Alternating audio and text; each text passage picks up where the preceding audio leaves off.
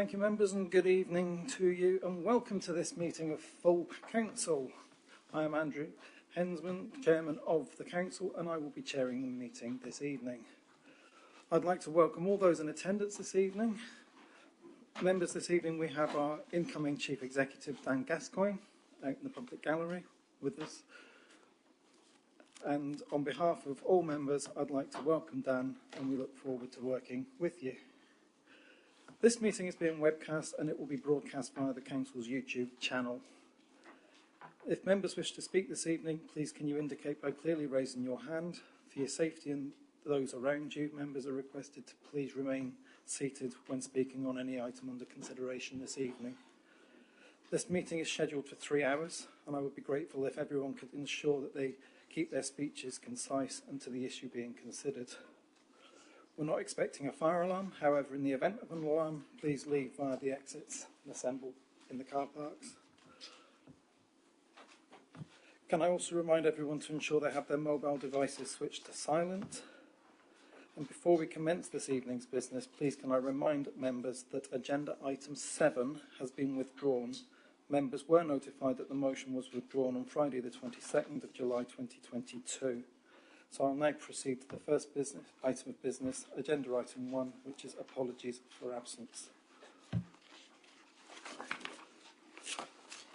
I have received apologies for absence from the following councillors: Councillor Mrs Dervish, Councillor Saif Raymond, Councillor Mrs Sandon, Councillor Tom Walsh, but you're here, Councillor Justin Wrench, Councillor Paul Eusden, Councillor Nick Unsworth and Councillor Patrick Horner. Are there any further apologies to note? Thank you, members. We'll now proceed to agenda item 2, declarations of interest. Do members have any disclosable pecuniary interest, other pecuniary interest or non-pecuniary interest that they wish to declare this evening? If so, can you please state the item and the nature of your interest? Councillor Cutler, very good. Yes, I'd like to declare an interest as chairman of the Kelvin and Gates Urban School, a non-pecuniary interest in regards to item number 8, the Kelvin Neighbourhood Plan, and also item number 9, Braintree Local Plan. I've taken advice and I can stay and vote. Okay. Thank you, Councillor. Very good.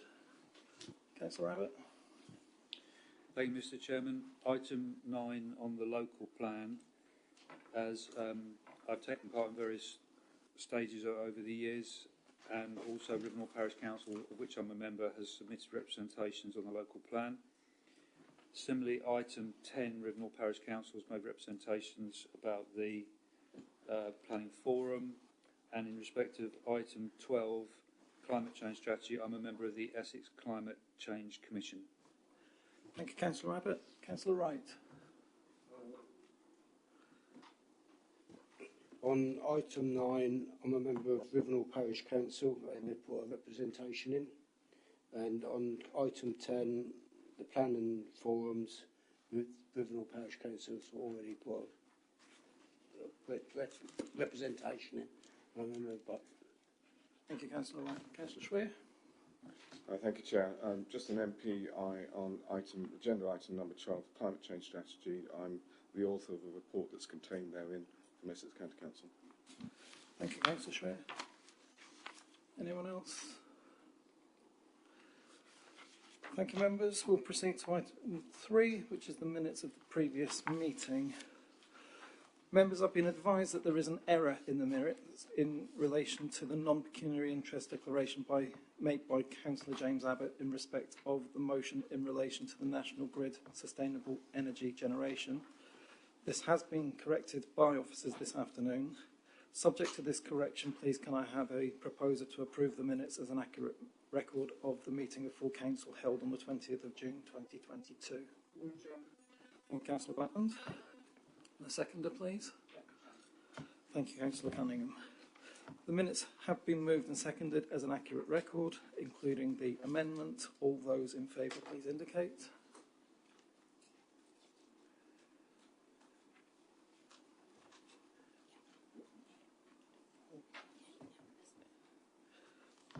That is unanimous. Thank you, members. The minutes are approved. Might we now sign them?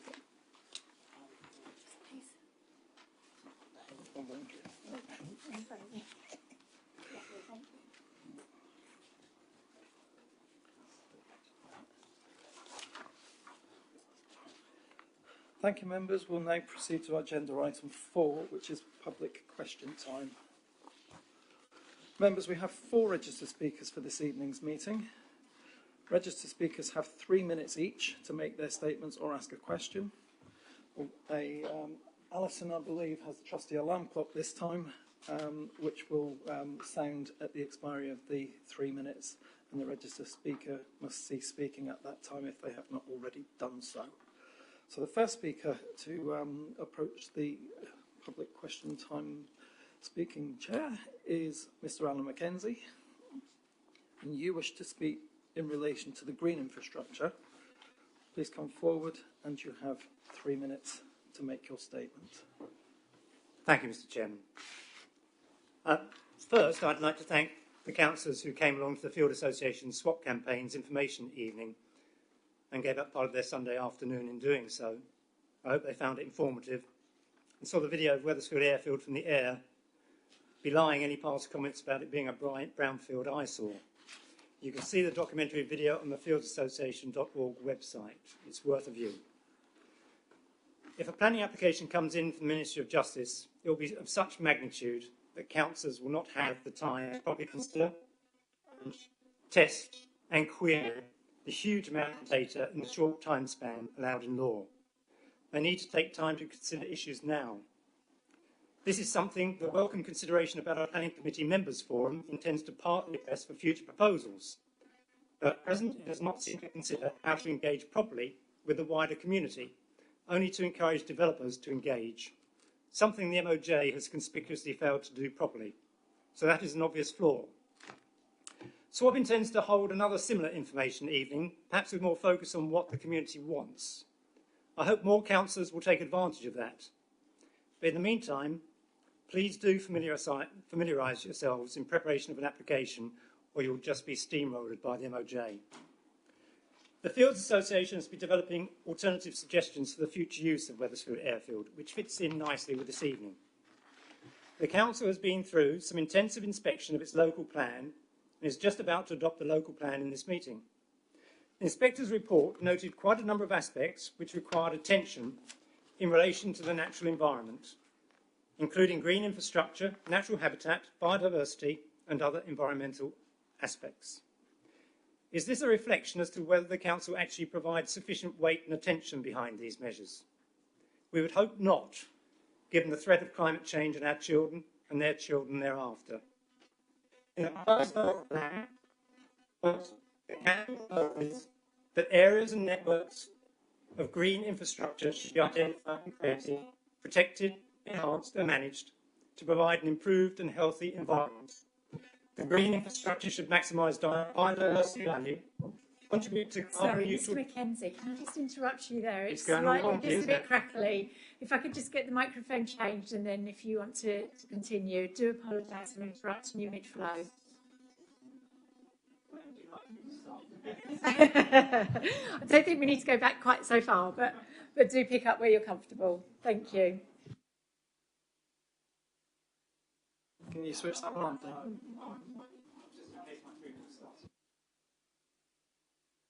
Can you switch that one on, please, Mr. That's right. I've been here before.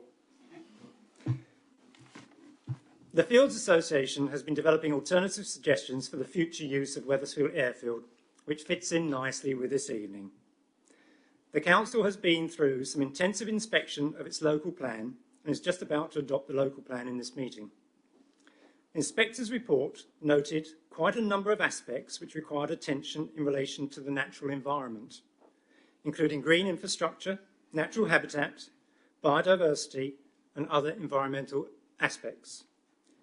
Is this a reflection as to whether the Council actually provides sufficient weight and attention behind these measures? We would hope not, given the threat of climate change on our children and their children thereafter.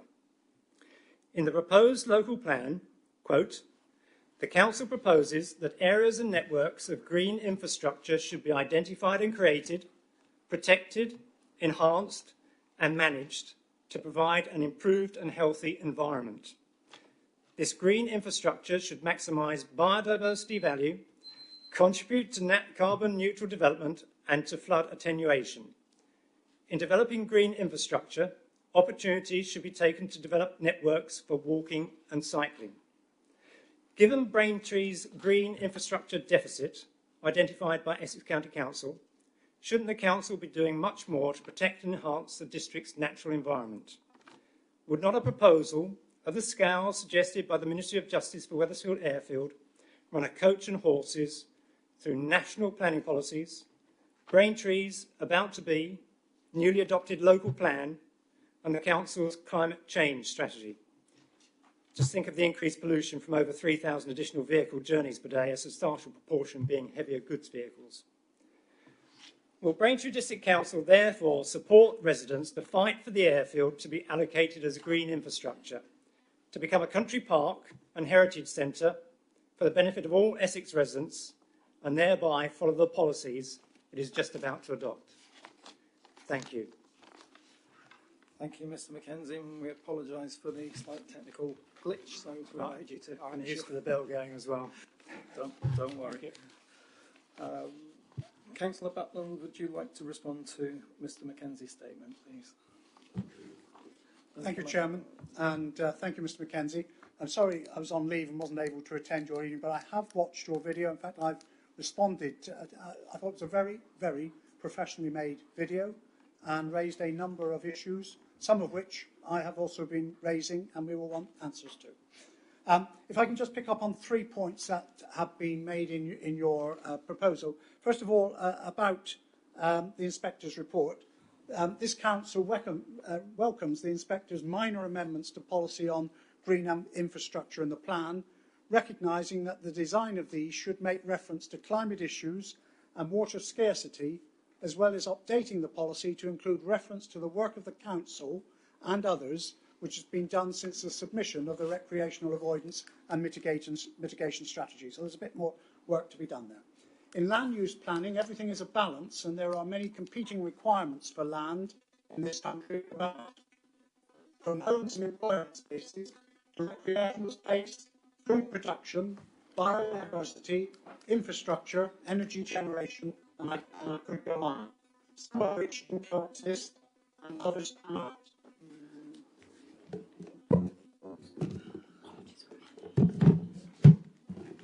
The council cannot control what landowners do with their land, except where planning applications are submitted, and then each will be judged on its merits in line with the policies of the local plan, which hopefully will be adopted tonight, plus national policy and guidelines. Mr. Chairman, Mr. Mackenzie referred to the infrastructure deficit recognised by Essex County Council. I'm not sure where those have come from, but if I go to Appendix 4 of the Essex County Council Commission, it shows a table showing the percentage of green infrastructure as a percentage of the authority's land. And if you look at that table, you will see that the two lowest are Attleford with 12.3% and Braintree with 14.3%. Those two districts, of course, have one thing in common. They both have significant, huge amounts of agricultural land, which is not included in the tables. I don't offhand, Chairman, know exactly the total hectarage, if that's the right word these days, hectarage of agricultural land, but I suspect that both Attlesford and ourselves would be much higher. So therefore, when you look at Harlow, they're 50%. Yeah, there's not a lot of agricultural land in Harlow district, which would distort those figures. That's not to say that we shouldn't improve what we're doing. The final question is, will Braintree Council therefore support residents to fight for the airfield to be allocated as green infrastructure? We won't support that any more than we will support the MOJ if something comes forward in terms of a plan as a result of discussions, negotiations that may go on between any organisation and the landowner, then clearly we would have to adopt a similar approach to that as we are doing to any application that may come forward from another developer. The only thing I would say is I can already hear some of my constituents saying the bridges of Finchingfield and Great Bardfield will not take camper vans and caravans.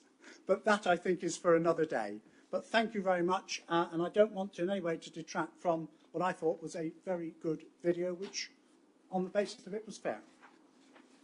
Thank you, Chairman. Thank you, Councillor Butland. The next speaker is Mr. Robert Mitchell. As most of us know, is a former colleague here at the council, and therefore I'll make a general declaration that most of us know him. If you'd like to approach the table, and you have 3 minutes to speak in relation to the Kelvedon Neighbourhood Plan and the local plan. Thank you very much, Chairman, and very nice to see you in the role. Firstly, I very much welcome the local plan, finally coming to the last hurdle after so much good work and many years, and with it, the Kelvedon Neighbourhood Plan. And I'm looking forward to the Fearing Neighbourhood Plan, following hard on Kelvedon's heels, but without further delay. Getting back to the local plan, and as a number of members may remember, and that's a bit of a mouthful, I know, back in 2016-17, I can't remember exactly, as the deputy to Councillor Schmidt, which I can remember very closely, I proposed a renewable clause in the plan to require developers to provide renewable technology of their choice, equating to 20% of the calculated power use of each major development, which was accepted by the council. I was aware, latterly, that the inspectors would appear to have been a little bit behind, or even in denial of the unrelenting progress of climate change during the most recent inspections, to which I made representation. But my reading of the plan to date, the current plan to date, doesn't fill me with quite as much hope as I'd set out with 5 or 6 years ago. However, while the climate change and energy section from agenda page 202, I know the pages are a bit offset, as it were, has paragraph 6.49 reminding us of recent history, my efforts to untangle the final proposals led to policy LPP 72 on page 205 of the agenda version, which at least sees the word shall relating to water use, but seems to have reduced by the original proposals to 19% reduction in energy performance, which I just have the suspicion might prove a little slippery, but I'm quite happy to be corrected. Although I'm very pleased to see the equivalent of BREEAM very good being promoted. Also welcome the renewable energy encouragement. And unless I've missed it, I would ask the council to consider ways of encouraging businesses where there are many acres of spare roof space to investigate the installation of solar roof arrays with more urgency and support than applications for large field arrays on prime agricultural land in particular, which are being objected to quite vociferously in many areas, even though we know that those putting them in are looking for the best bang for buck. Those who know my past may remember that I've made comment along these lines for many years, but I'm still looking forward to a wind turbine. Thank you. Thank you, Mr. Mitchell. I'd like to invite Councillor Mrs. Spray to respond to your statement. And can I remind you that you have no right of reply? Councillor Spray. Thank you very much, Chairman. I'd like to thank Mr. Mitchell for his kind words on the Kelvedon Neighbourhood Plan, which I will be introducing shortly. If it's all right, Chairman, with regards to the matter on renewable energy, I intend to say something about that in my introduction on the local plan matter, so I'd rather leave it to then than repeat myself. So if it's all right with you, Chairman, and all right with Mr. Mitchell, I will cover off his points at that stage. Thank you. Thank you, Mrs. Spray. The next speaker we have is Councillor Mrs. India Jayatelika. Going to take a second to say that one. And you wish to also speak in relation to the Kelvedon Neighbourhood Plan and the local plan. So you have 3 minutes to make your statement. Thank you. Thank you for allowing me the opportunity to speak to you this evening. Speaking on behalf of Kelvedon Parish Council, I'd like to extend our thanks to Braintree District Council for their help with the preparation of the Kelvedon Neighbourhood Plan. Our team of volunteers in the village have committed a great deal of their time to the creation of the plan, and we have received excellent support from the legal team at Braintree in ensuring that the referendum vote could be upheld. The residents of Kelvedon have already voted overwhelmingly in favour of adopting the Kelvedon Neighbourhood Plan, and we hope that Council will agree to its adoption tonight. As a resident of Braintree District, I'm very pleased that the local plan has been approved, and I'm hopeful that Council will agree to its adoption in order to better protect the towns and villages in the district from any further speculative development during this planning period. Thank you. Thank you, Councillor Mrs. Giantellica, for your statement. And again, I'd like to invite Councillor Mrs. Spray to respond to your statement. Thank you very much, Chairman. Through you, I'd like to thank Councillor Giantellica for her enthusiasm for the neighbourhood plan, which I will be introducing shortly. I have a little bit more to say on it, but very much welcome her comments. Thank you. Thank you, Councillor Mrs. Spray. And the final speaker for this evening is Mr. Mark Auld. And you wish to speak in relation to the Withersfield prison proposal. So please come forward, and you have 3 minutes to ask your question or make your statement. Thank you. Thank you, Chairman. Good evening, Chairman, members. It's understood that Braintree Council Leader has significant knowledge of prisons and their staffing requirement from spending time working with this environment in the past few years. He's on record at several parish council meetings in the last year selling the virtues of job creation in the local area from the potential construction of 2 mega prisons at Withersfield. I'm pretty certain that both Braintree Council Leader and the Council will be well informed of the relatively low prison officer. The starting salary at HMP Chelmsford, for example, is £26,144 a year, which includes a market supplement of £3,000 and a 17% unsocial hours allowance. There is a very high turnover of staff amongst newly recruited staff, which is not surprising in a job where the risk of being assaulted in one way or another are high. Recruiting and retaining staff is known to be a problem. Is the Council aware that within a 25-mile catchment area, Withersfield overlaps with not only Chelmsford and High Point, but Little Hay in Huntingdon and Wayland in Thetford? It also raises the question of sustainability, because as we all know, Withersfield is a remote site. So to find 1,500 staff for a prison situated there will inevitably mean having to look far and wide. Staff would have to travel by car or public transport, significantly increasing pollution, but also making the relatively low-pay job look even less attractive due to the cost of fuel or public transport. The Council will no doubt be aware that in terms of greenhouse gas emissions from minor roads in Essex, it's the worst performing county amongst its regional peers, and Braintree is one of the worst in Essex, and that's government data. Regarding road traffic accidents per 1,000 people, Finchinfield and Shelford are already amongst the worst in the district, so an additional 3,000 journeys per day, if the prisons were to be built, is going to not help road safety in those areas. It's also worth noting that there are plenty of other prisons in the east of England, such that the area currently has substantially more capacity than required for prisoners from the area. Withersfield Mega Prison would basically be an overflow site for London. The Council should not be fooled by the MOJ new term Mega Prison, especially taking into account that Her Majesty Inspector of Prisons, the Prison Officers Association and the Justice Select Committee condemned the building of huge Titan prisons, which would have been smaller than the proposed 2 Weatherfield mega prisons. These types of huge prisons were dropped by the MOJ in 2009. Does the Council Leader and the Council agree that, given the facts I've just stated, there is more reason why Withersfield is an unsuitable place for 2 mega prisons? Thank you. Thank you, Mr. Auld. Please, yeah. So I would like to invite Councillor Butland to respond to your statement, and I'll remind the Speaker that he has no right of reply. Councillor Butland. Thank you, Chairman. Thank you, Mr. Ault, for those comments. Chairman, can I just begin, because I think Mr. Ault may have inadvertently suggested that my connection with the prisons might in some way be affecting my view of this. Can I just put on record but I have never worked for the prison service. My connection with the prison service was that between the period the 1st of April 2002 and the 30th of November 2002, I worked for the Department of Health in transferring prison health services to the NHS. As a result, I have been inside probably over 80 of Her Majesty's prisons throughout this country, both male and female. Not something I would ever want to go through again.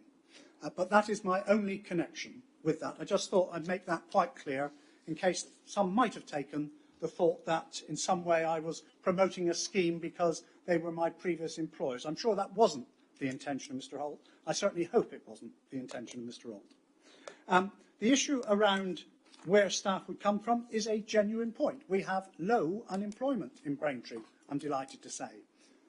We unfortunately do lack some skills, and there is clearly a potential that some of the jobs within a new prison would be of a skill level higher than what we have in the district at the moment. But the whole issue about transportation and access is a key one. It's the one I made way back when this whole thing started about accessibility and our current road structure, which of course will not be for this council to comment on, but Essex County Council as the Highways Authority. So that is something which will need to be considered if and when a planning application is done. Mr. Holt refers to the unfortunate high level of road fatalities and accidents in that area. I think he, well, I hope he will agree with me because I've got these figures from the police. A lot of that, unfortunately, is due to it being a popular route for bikers. And a lot of the accidents are at the weekends when significant numbers of bikers gather in places like Finchingfield and then do, I've never ridden a motorbike in my life, but I'm told it's quite a thrill to go round. I will take people's words for that. But unfortunately, it does mean that we have had higher than expected fatalities in that area. But again, any fatality is a disaster for the families that are involved. So briefly, nothing to do with the prison service. Secondly, the issue about transport of workers, there would have to be a transport plan, as we would expect from any planning application, which may or may not find favour. And the issue of road safety probably has more to do with it being a favourite biker route than anything else. Thank you, Chairman. Thank you, Councillor Butland. And yes, having lived up there and ridden a bike, I know only too well what it is like. But fortunately, Essex Police used to run the Bike Safe scheme, and I learnt quite a lot from them. I think it's now the fire bike, if I remember rightly. I digress. Members, the reply by Councillor Butland concludes this evening's public question time session. So can I thank all the speakers once again for their statements and questions this evening. You're all welcome to remain and watch the remains of the meeting. Alternatively, you're free to exit via the door to your right. So, back to business, members. We'll now proceed to agenda item 5, which is announcements and statements from myself and the leader. So,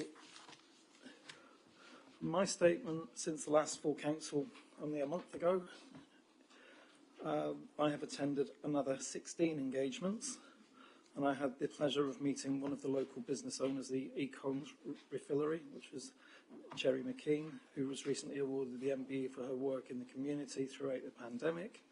I also had the honour of cutting the ribbon at an opening of a new business with similar vein of local produce, which was the Phoenix in Braintree Town Centre and Bank Street, and I believe quite a few people have since been in there and can recommend that.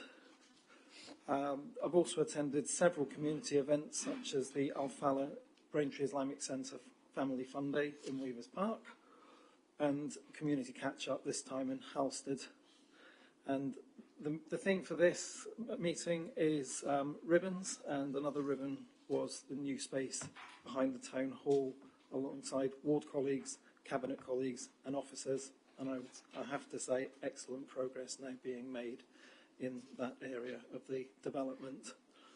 I was also delighted to attend Jack Petchey's Speak Out Challenge grand final in London, representing the Braintree district, as Evie Daly from Notley High School and Braintree Sixth Form was one of the grand finalists. I'll put this into perspective for you. It starts out with 27,000 young men and women, and she made it through to the last 15, which is an incredible feat in itself. So on behalf of this council, I would extend my congratulations to Evie for such a brilliant achievement.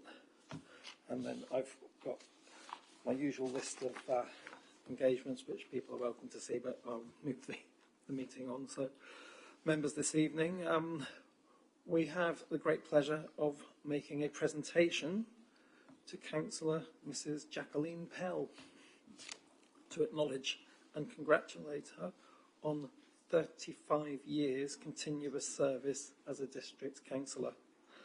Councillor Mrs. Pell was elected in 1987 and has been a constant presence since then, representing residents and communities of Halstead, and in particular the ward of Halstead Trinity, and was also a previous chairman of this council in 2004-2005.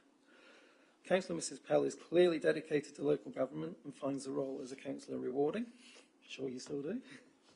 As earlier today, I also had the pleasure of presenting her with her certificate of service for 40 years service as a town councillor. But the district falls to executive, and I get to present that. This is already on the floor, so we should come over and receive a certificate.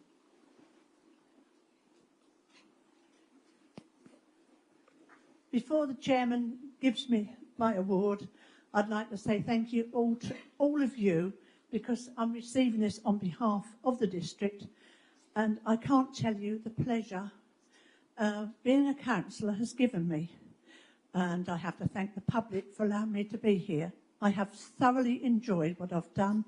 It's given me the opportunity to meet lots of colleagues and make friends over all those years, and some of them are still friends with me now. And I just don't know what I'd do if I didn't do it anymore, but I do love it, and I thank this council for the way that you have treated me and the opportunities that you've given me as well, being chairman, the things that I did as chairman, along with Councillor Butland as well. Remember when we opened the leisure pool, and opening the leisure pool gave me so much pleasure, because I remember an officer saying to me when this council approved us to have a leisure centre, he said, "Do you know why you're having this?" I said, "No." He said, "Because you've got on my nerves." He said, "You have driven me to distraction and I can't put up with it anymore, so you will have your leisure pool." And we did. And Councillor Butland and I were the first people in that pool. But there's lots of other things that I have done in these years.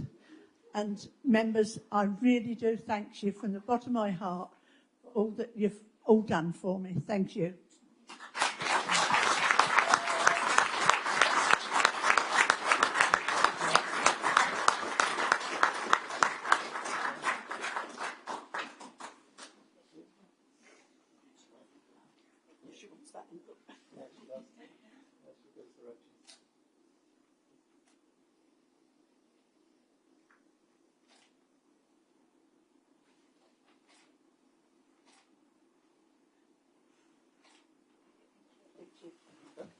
Thank you.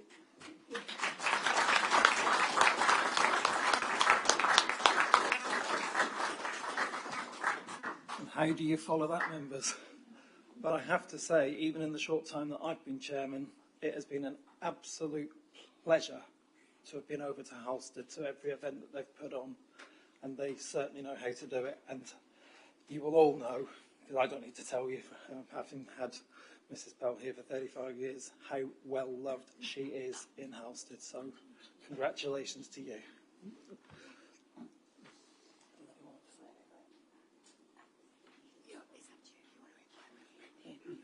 Do any members wish to say a few words? I've said everything. Okay. Let's move it on.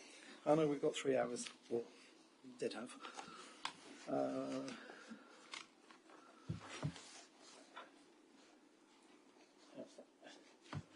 So finally, for this part, I would like to acknowledge and congratulate the long service of the following town and parish councillors who I presented certificates to earlier today. We have Parish Councillor Joe Philip Newton. He has 35 years great service to Great Maplestead Parish Council. Parish Councillor Patrick Edward Pawsey for 35 years service to Little Yeldham, Tilbury Juxta Clare and Ovington Parish Council. And as I mentioned earlier, Town Councillor this time, Mrs Jackie Powell for 40 years service to Halstead. And I also was able to present the certificate for the parish clerk of, can I forget that right, Tilbury Juxta Clare and Ovington, Little Yeldham, sorry. So Little Yeldham, Tilbury Juxta Clare and Ovington Parish Council. And between them there was 50 years and 64 years for Councillor Nutt, wasn't it? Councillor Garrett? Not, sorry, yeah, that's it.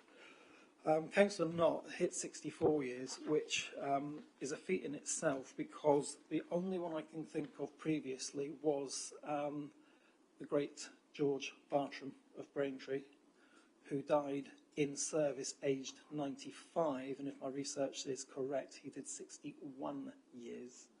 So Councillor Knott has beaten that record. So that is something, but subject to research, obviously.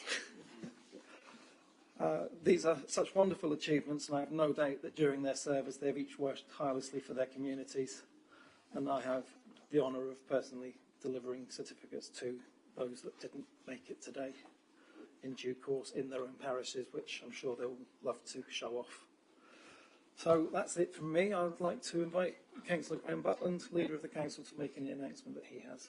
Councillor Butland. I have nothing to add. It's in my report, Chairman. Thank you, Councillor Butland. So we'll proceed to agenda item 6. And here we go again with a presentation, this time to Andy Wright, Chief Executive. Members, this evening is Andy Wright's last meeting of full council before he retires after 9 years service to this council. So I'd like to invite Councillor Butland, Leader of the Council, to make a presentation on behalf of the council. Thank you, Chairman. Yes, it would be remiss of us at this final public meeting not to thank Andy for the huge amount of work he has done in leading this authority. We will have more time next week in an informal one to tell the truth, but for public conveyance we will this evening just keep to the main bits. Andy joined us in 2013 as a corporate director with responsibility for the environment, operations and community services, joining us from a local authority in Suffolk. Our chief executive at that time was Nicola Beach, who subsequently, via County Hall, went to Suffolk. So we've always had a healthy relationship with Suffolk in exchanging talent between us. When Nicola left in July 2017, Andy was appointed as the acting chief executive and was permanently appointed in February 2018. I suppose if one just reflects back on the last 4 years, it's not been a typical 4 years for a chief executive in local government. The normal issues around funding and those sort of things have been there, but of course we've also had COVID, which was something which no local authorities had previously had to deal with, and no chief execs had previously had to deal with. And I have to say, under Andy's leadership, I think this county, this district, played a significant part in the work of the county in bringing us through those difficult periods of time. And I know Andy played a very important part working with other agencies in the resilience forums, etc. And I am extremely grateful for the way in which Andy, and I'm sure he would say, and the rest of his team, worked through those years. He's not old, is he? I mean, 58. I mean, a youngster. In fact, I think I could still be your father. I'm not saying I am, but I think I could still be your father. But I think sometimes it's good to go when you have the opportunity to be able to think of the next phase of your life.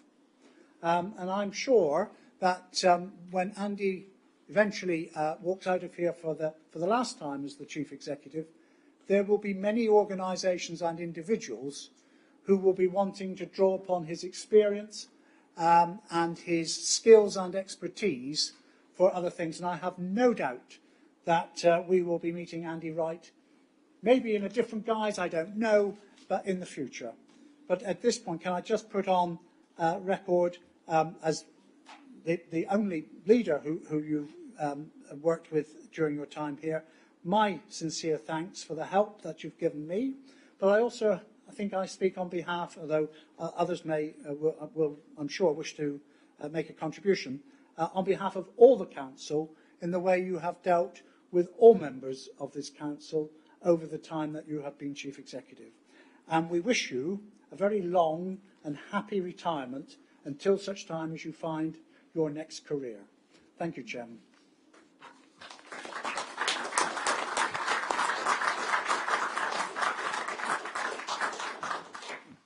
Thank you, Councillor Butland. And unless you started very young, I can simply say, unlike using it against me, I think this Andy,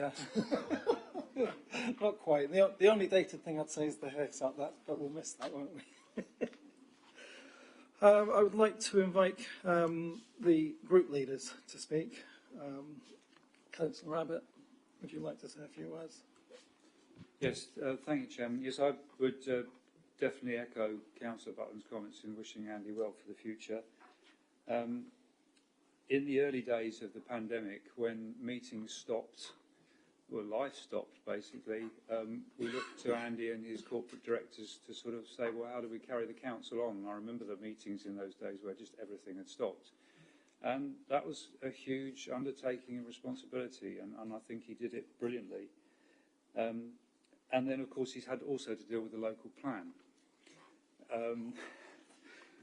Councillor Butland said he has been a constant in Andy's tenure here. The local plan has been a constant. And it's very fitting, actually, that we're going to, well, I think we're going to sign it off tonight. If we don't, I think it's going to be a lot of trouble. And I'm sure that's a huge relief for him, as it is for the council as a whole. I just thought I'd also say, on behalf of the G&I group, we regret some of the difficulties he's had to deal with in terms of relationships with the council. We don't feel we were the main instigator of most of them, but we do regret that he had to go through some of those things, and I hope the other side might share that sentiment. As well as his regular local election responsibilities, he's also, of course, had to deal with 3 general elections in his role. And a few weeks ago, it looked like there could have been a 4th, which would have been a great sign-off. But all in all, I share the view as with Councillor Butland, and he's done a great job. And I think if there was been one word which I think sums up Andy's role here as Chief Executive, to me and our group, it's approachable. He's always been approachable. I've been a member of other authorities and had dealings with other authorities, and not all Chief Executives are as approachable as Andy. So thank you very much for all you've done.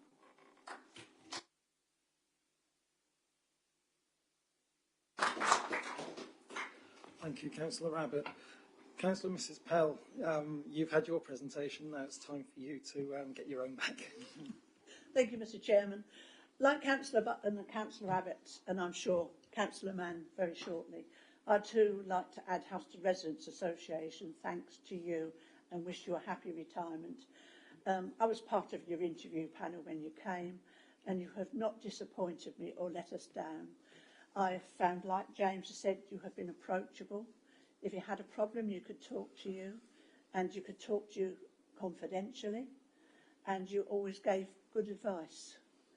And you have always been, how can I put it, gone about it quietly, which makes you feel comfortable if you do have a problem. And we will miss you, and it isn't too late to change your mind, although Dan sits there.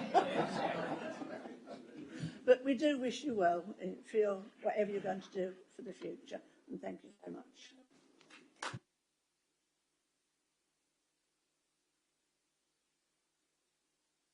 Thank you, Mrs. Pell. Councillor Mann, would you like to... Thank you, Chairman. I shall soon be on Chief Executive number 6. They've all been very different, but as a council we've always chosen well, and over the years, in their own ways, they've all given us excellent service. But you know, like policemen, they seem to be getting younger. I know they're not really. It's just that I'm not getting younger. I can remember meeting Andy at his first interview with us. That was sort of 9 years ago, and I thought then that he might well end up as chief executive somewhere, and I'm very glad that it was here. I think he's had the wisdom to recognise the value of leading a team, and his calm and thoughtful presence has been, you know, very welcome over these last few hectic years, and I'm sure that we can all wish him well for his future as he seeks to pass on what he's learnt to other maybe potential local government leaders.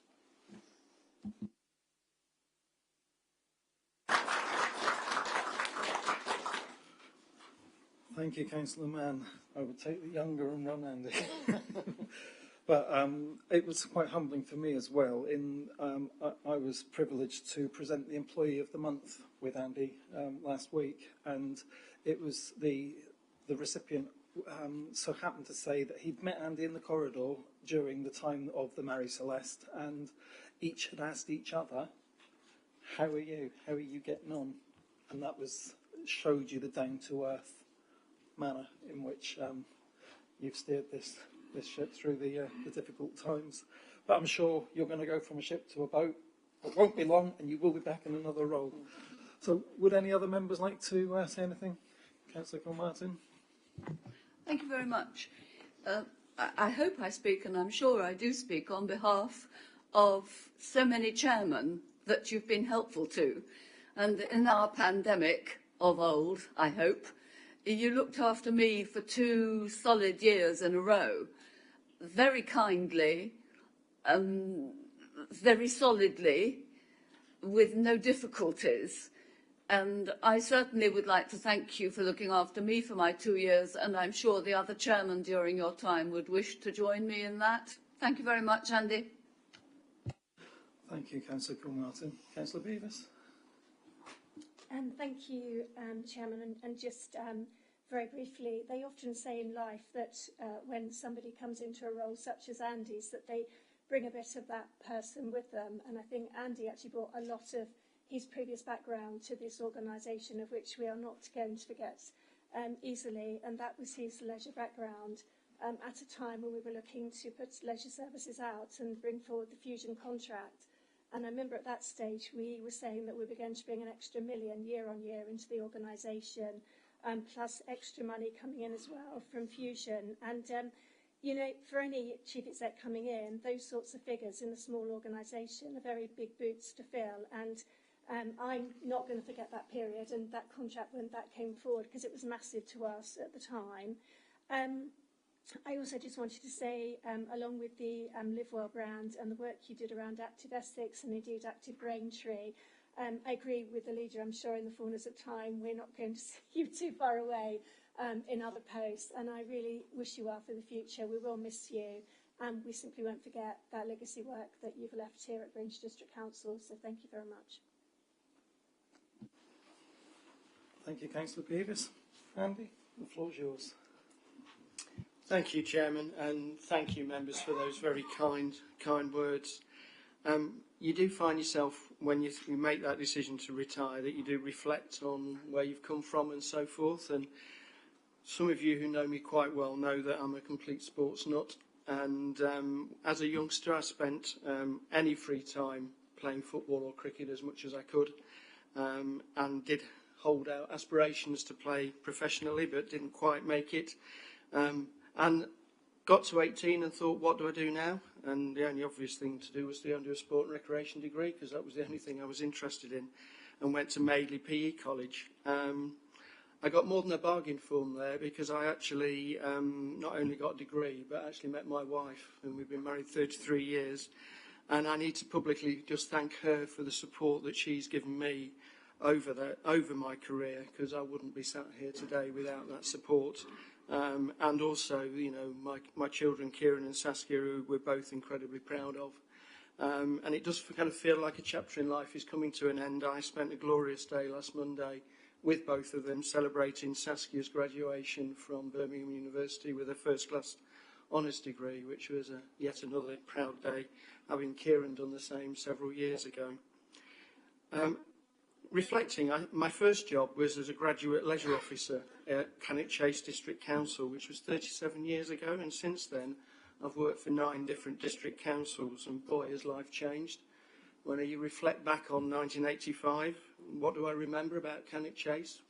Tea lady twice a day, no computers, emails, or social media, and memos that went round in brown envelopes that took about 2 weeks to get round the place.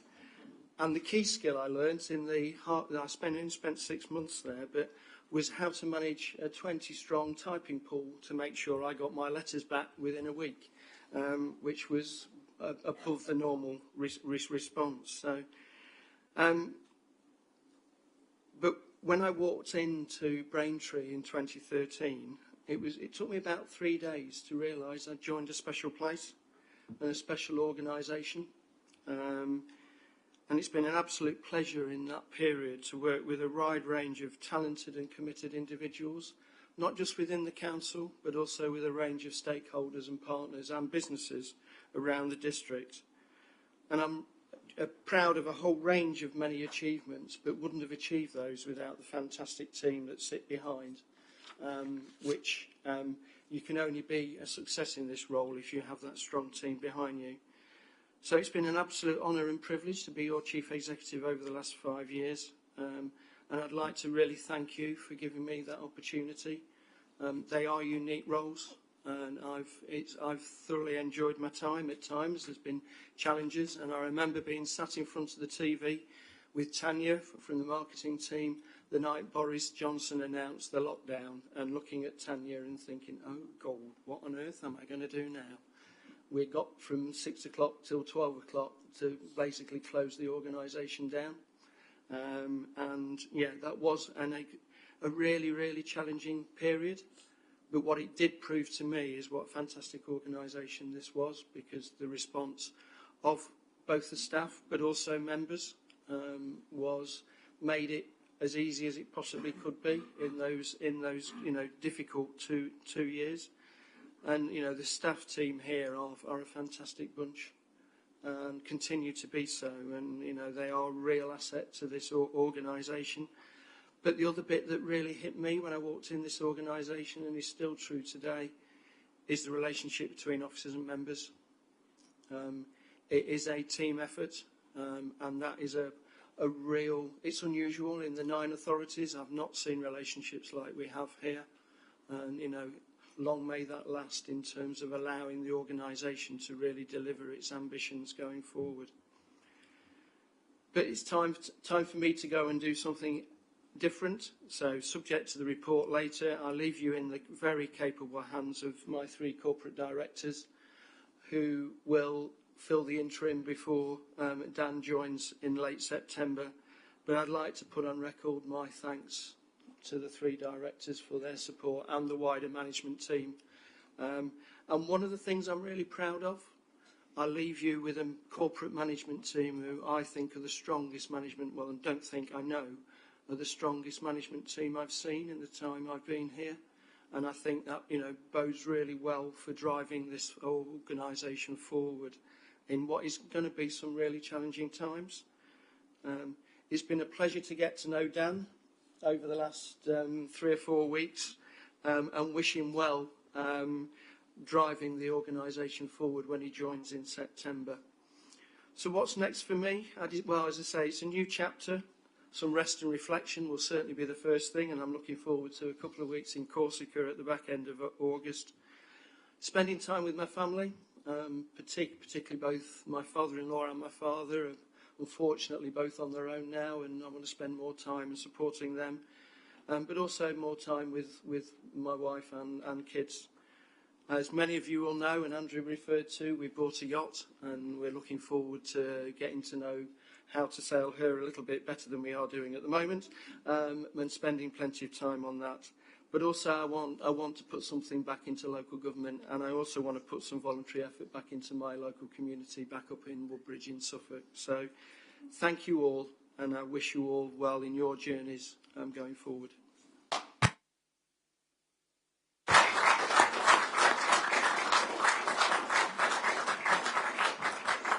Thank you, members, and thank you, Andy. And Dan, I think you've got big boots to fill. We've got a brilliant team here.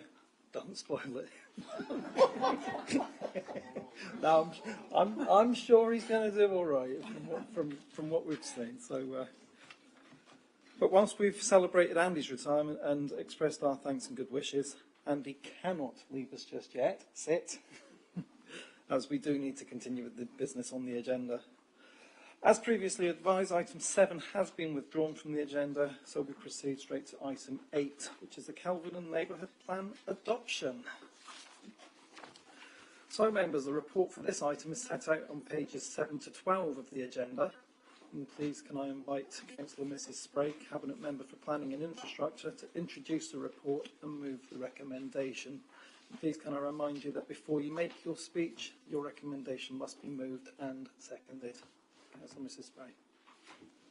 Thank you very much, Chairman. Members, the recommendation is on page 7 of your agenda, which is that the decision statement attached at Appendix 1 is approved and Kelvedon Neighbourhood Plan is made under Section 38A in brackets 4 of the 2004 Act. I so move, Chairman. Thank you, Councillor Mrs Spray. Can I have a seconder? Councillor Corsina, do you wish to reserve your right to speak? Okay, I'd like to...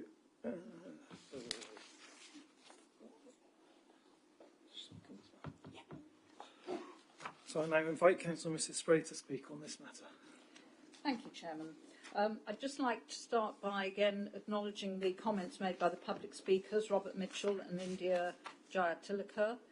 Very much appreciate their kind comments about the plan and also the support they received from Braintree District Council officers. It's no mean feat to undertake a neighbourhood plan. It's been developed and produced by the Parish Council and a group of volunteers, and as with all neighbourhood plans, the work requires dedication and vision, plus the support of the local community, and this neighbourhood plan has certainly had that. Just to run quickly through the timelines which got us to this stage, there was a request from Kelvedon Parish Council to have a neighbourhood plan, and the neighbourhood plan area was agreed on 30th of March 2015. Bearing in mind, we are now in July 2022, it just reinforces the point that neighbourhood plans are not a quick process. They do require a great deal of work, and that is very often down to a small dedicated group of volunteers. So following on from that, Regulation 14 consultation was July to September 2018, Regulation 15 submission February 21, and Regulation 16 was June to July 2021. The examination took place in August of last year, and an independent examiner, Tony Burton, was appointed to conduct this examination. His report, published in November 2021, concluded that the plan could proceed to referendum, subject to some modifications and recommendations which were accepted by this council. The referendum was held on the 3rd of March this year, with 707 votes in favour, that's 94.3%, and 42 against, 5.6%.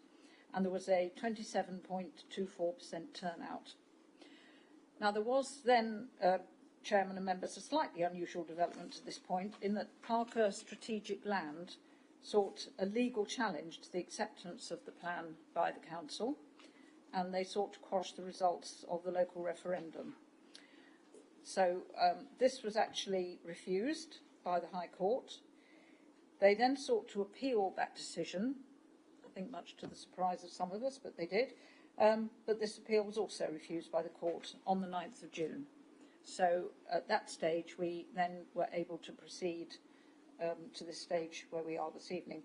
And I mean, unfortunately, it did cause a delay in bringing the plan to council, which was frustrating, but, you know, here we are. A few highlights of the plan. It is generally supportive of housing proposals, subject to sufficient infrastructure and that there be no significant impacts on the natural environment. They ask for community consultation and development briefs, which is perfectly reasonable. There is a support for a mix of housing types, which I think we'd all agree is entirely proper, and also support for affordable housing and energy efficient buildings, something I think, you know, we can all relate to. So in conclusion, members, I think this is an excellent neighbourhood plan.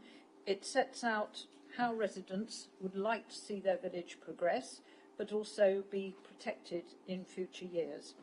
My thanks go to all those involved in its production, and I have no hesitation in moving that recommendation, which I've already done, on page 7 of your agenda. Thank you, Chairman. I so move. Thank you, Councillor Mrs. Sprang. Do any members wish to speak on this item? If so, please indicate by raising your hand. We'll make a list of those who have indicated with the assistance of the monitoring officer, and then use my discretion as to which order I call members forward. Please keep your hands up until you've been acknowledged. Thank you. Okay, just Councillor Thorogood. Yeah, thank you, Chairman. Yeah, I just want to echo what Councillor Spray has said. I don't want to preempt the decision tonight, but I'm very glad that it's come to the council finally. It has been quite a long road, as was indicated, but I just want to thank the people that were involved, obviously the parish council and the volunteers, in Nikki Joshua, who's now a parish councillor but was a volunteer initially. She's worked really hard with other members, including Mike Pilbeam, who's one of the parish councillors who was representative on it, and their team, who have managed to get it through. It does take many, many hours of hard work, and I don't think most people don't really appreciate the work that goes into it. They just see the done product, but it is a very long process, as has been indicated. It's very good that there was a 94% support in the referendum in March, and then there was the legal challenge, which fell away. So that is good now as well. So that's really what I want to say, and let's see what happens next regarding the vote. Thank you. Thank you, Councillor Thorogood. Any other members wish to speak? Councillor Corsina.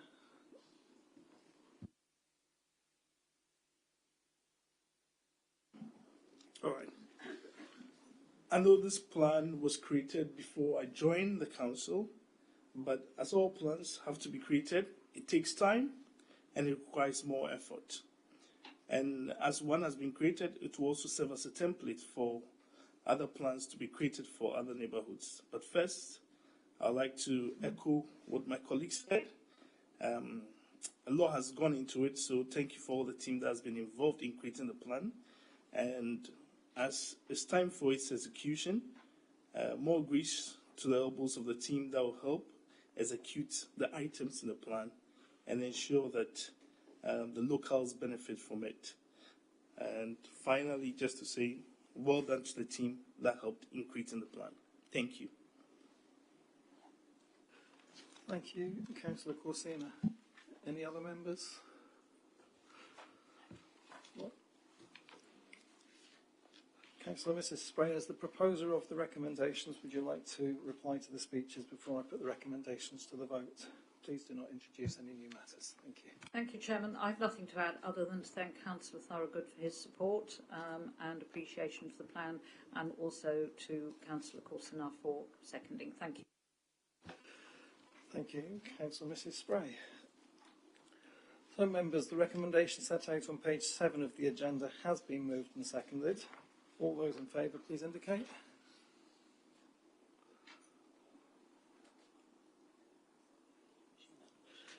That is unanimous. So, well done, Kelvedon, for sticking with it, and congratulations, you now have a neighbourhood plan.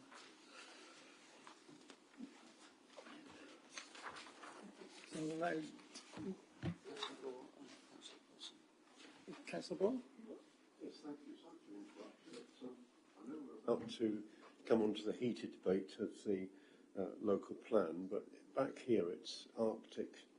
I just wondered whether something might be done to the aircon system. It's really cold.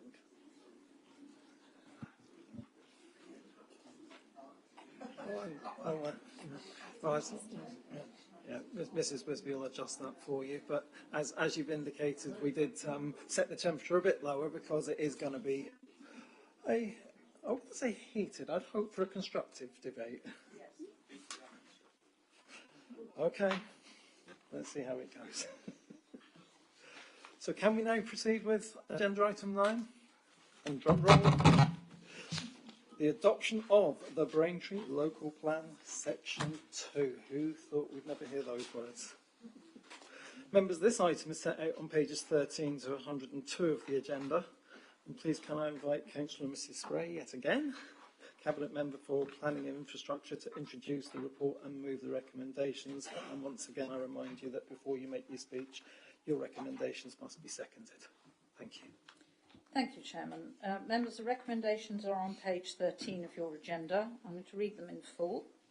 To note the findings of the Planning Inspector's report on the examination of the Braintree District Council Section 2 Local Plan, received on 14th of June 2022, attached as Appendix 1 to this report, and their final schedule of main modifications attached as Appendix 2.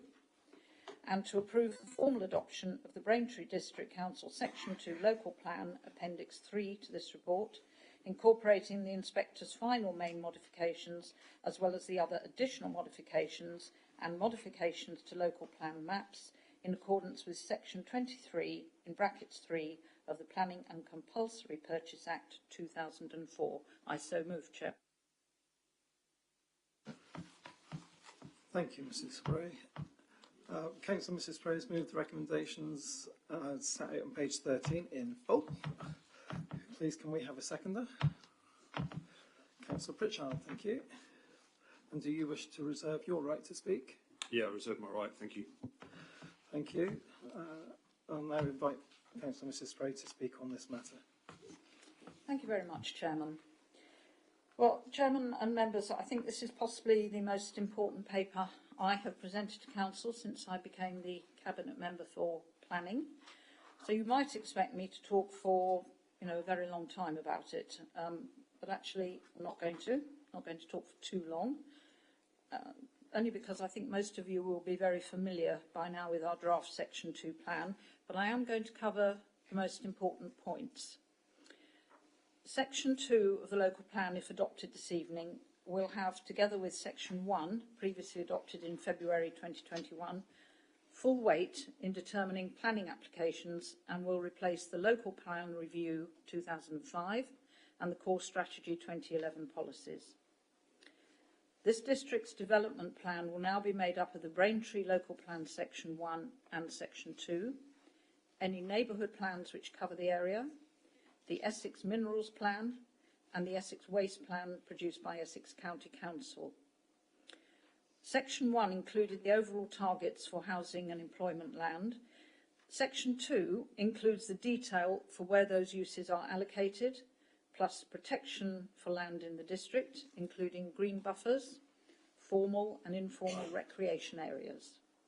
Section 2 also includes all the policies under which planning applications are considered in the district, both large and small. We had over 8,000 formal comments received on it and many informal discussions with residents and stakeholders through 3 rounds of public engagement. And I would like to thank residents for engaging with us on this draft plan. Many of them took considerable time and trouble to do so. Having an approved local plan underpins the delivery of new housing on all allocated sites to meet the needs of local people, and it also ensures that there is land for economic growth, supporting infrastructure, and protecting land for open spaces and community facilities, and that climate change and sustainability are considered for all developments to safeguard our environment. The Inspector's report and the final main modifications were received by the Council on the 14th of June and published a day later online. These main modifications were very similar to those which had been consulted upon in December and January, and the Inspector's letter concludes that legal duties, including the duty to cooperate, consultation and sustainability appraisal, have been met. So the plan is largely as per the submission. No new sites have been allocated unless they have permission. No sites have been removed from protection, and requirements for affordable housing, gypsy and travellers and travelling show people remain the same, as do the thrust of the majority of the policies, or in some cases wording has been amended. The main changes are that the inspectors have removed our policy requirement for renewable energy provision on site, and they've replaced it with a lesser energy reduction target. Now, Mr. Robert Mitchell referred to this in public question time, and I said I would cover it, which I was already going to do. This was very disappointing, and I did write to whichever Secretary of State it was at the time, and I have to confess I can't remember which one it was because there have been several, saying that, you know, as a district we were doing our best to provide sustainable energy and follow the green agenda, and it was therefore somewhat frustrating when inspectors asked to remove a policy from our plan, which we really had to do because otherwise there was a risk that the plan might not have been found sound. The reply I got was sympathetic, but sort of said, fine, but, you know, as local authorities can crack on and produce, you know, their policies and do the best they can, which is okay, but, you know, when you're told by inspectors that actually you can't put the wording in you want to, then you are a little bit stuck. However, so in the inspector's final report, they said that they felt the target we were proposing would be difficult to assess and not always possible to implement. However, I think if it gives members and Mr. Mitchell some comfort, although we were disappointed that that policy, you know, did not fit with the inspector's view, they did propose an overall reduction in energy, which could be met by different means.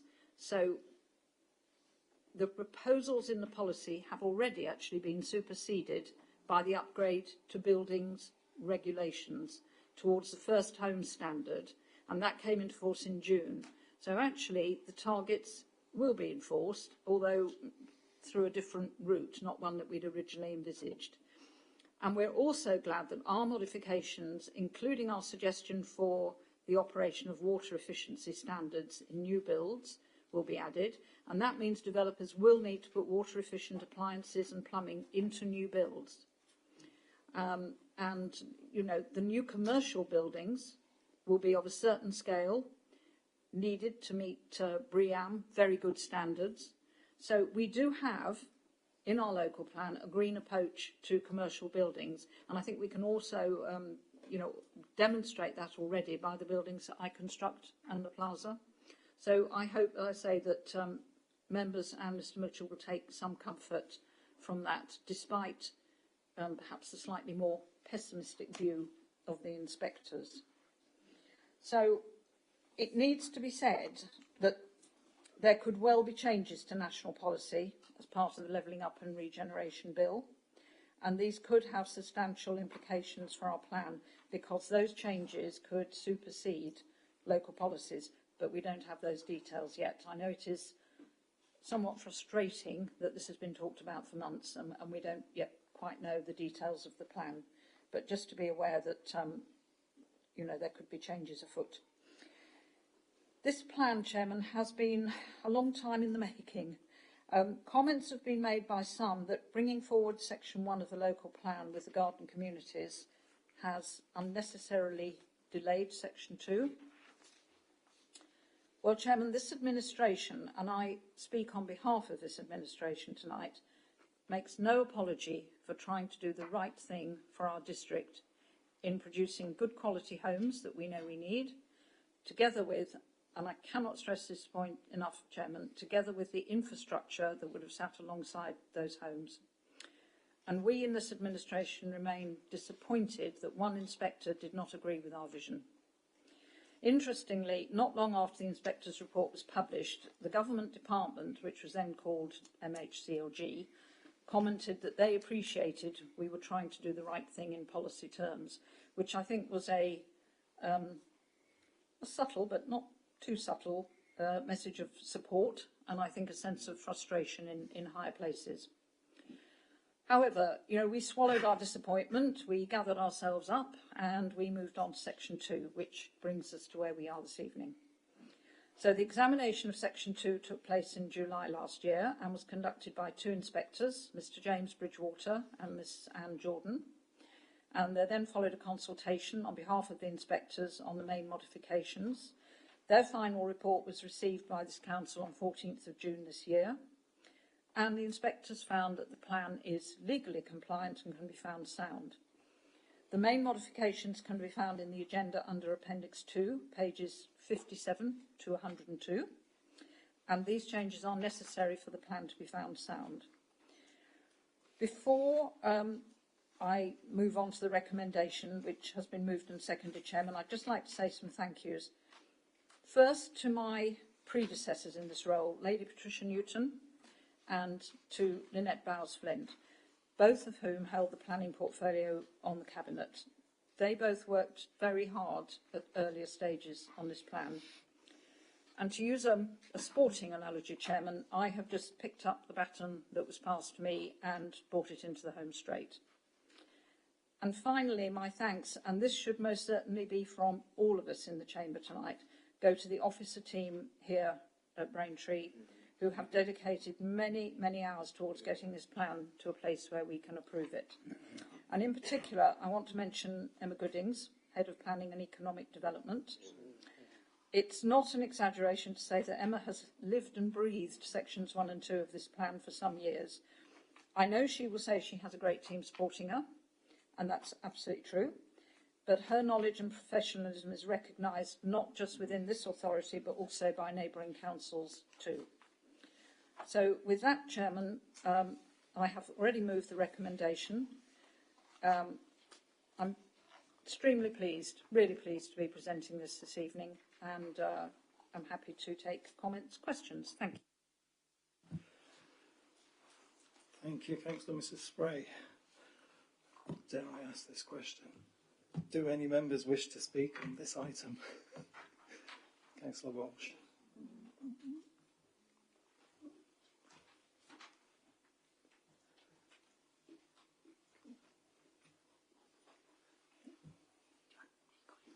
Chairman, just apologies. I meant to say I don't take questions. No. It's statements. Thank you.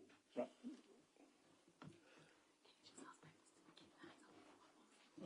Members, those indicating, can you just keep them up 1 more minute just to make sure we've got all the names?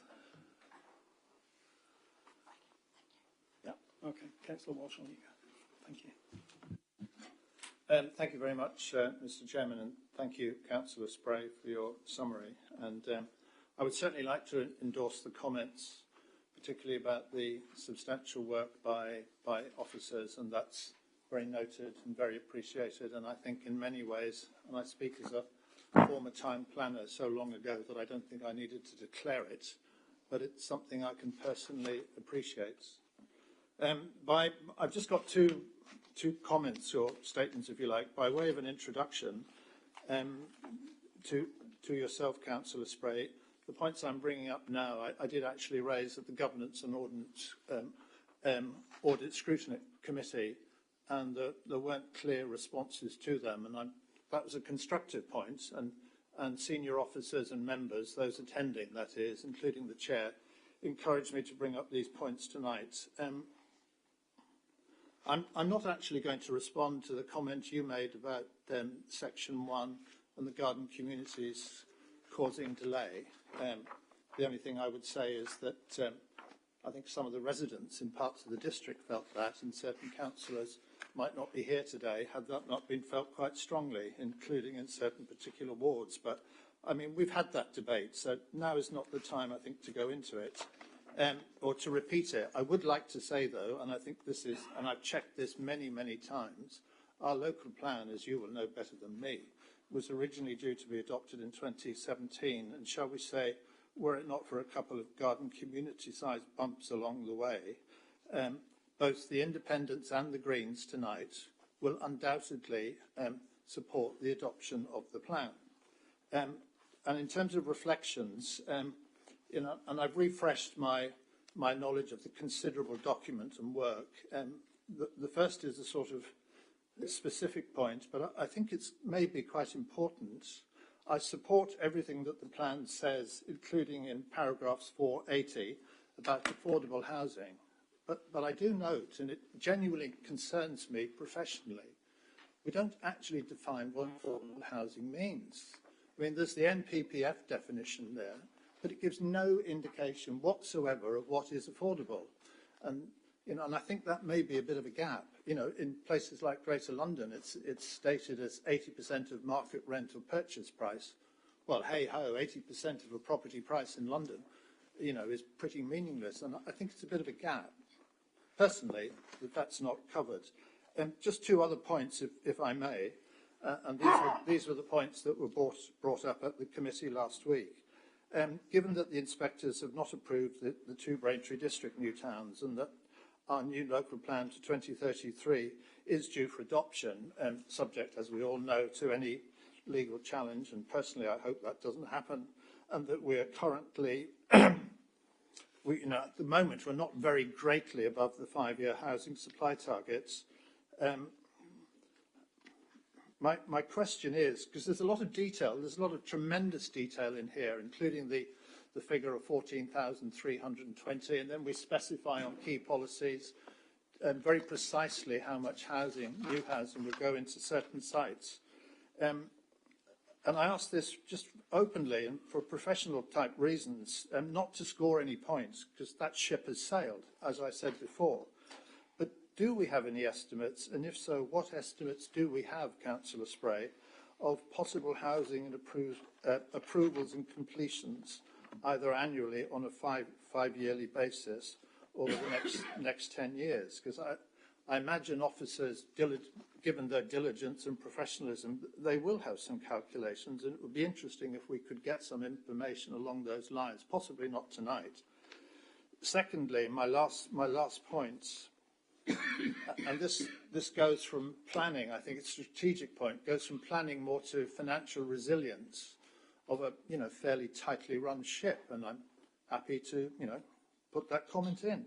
But given the uncertainties in getting from developers actual Section 106 contributions actually paid from developers, and the historical difficulties that we've had and many other local authorities have in being able to provide all the appropriate new infrastructure requirements, I wonder, have we, or if we haven't, should we not seek to estimate whether the anticipated annual completions of new homes leads to a net annual shortfall or supplement to our income after we've taken account of additional domestic rates and new house bonuses, etc., etc. Because I think, and this is, I think a lot of us feel, it's a not partly political point as far as I'm concerned, that quite often the infrastructure, there's a time lag, or we don't get all the infrastructure that we in our communities feel we should have. If we're going to get, and there's a very strong policy in here on infrastructure, but if we're going to get the level of infrastructure we hope to get, at the end of the day, do we think that's going to lead to net additional expenditure, or are the books, quote unquote, going to be balanced through those infrastructure contributions? Because there's a potential, either strategic corporate bonus or maybe, and I hope this is not the case, possibly a strategic financial gap. I'll stop there and thank you for hearing me out. Thank you, Councillor Walsh. Councillor Abbott. Thank you, Mr. Chairman. As Councillor Walsh says, tonight is not the time to go over everything that's happened, but I do intend to spend a little bit of time going over some of it, because I think it is the time, as Councillor Spray said, on a momentous occasion of passing the local plan, to reflect a little bit.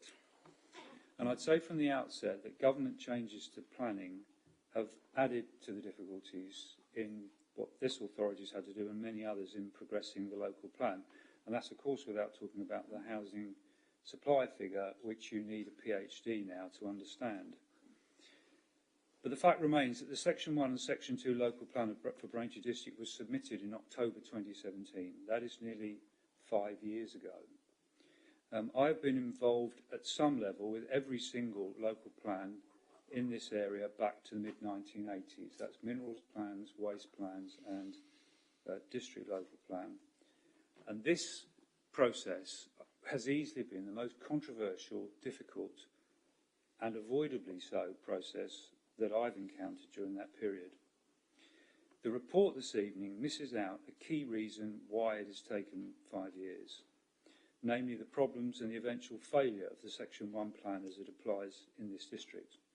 Not a single home will be built in this district as a result of the Section 1 New Towns plan, which members opposite call garden communities. Well, I suppose you put it a push.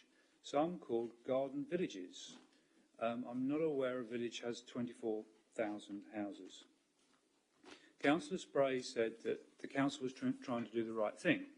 Now, we've been accused on this side of being against garden communities. Absolutely not. Silver End was developed as a garden community, model garden village. It's the scale.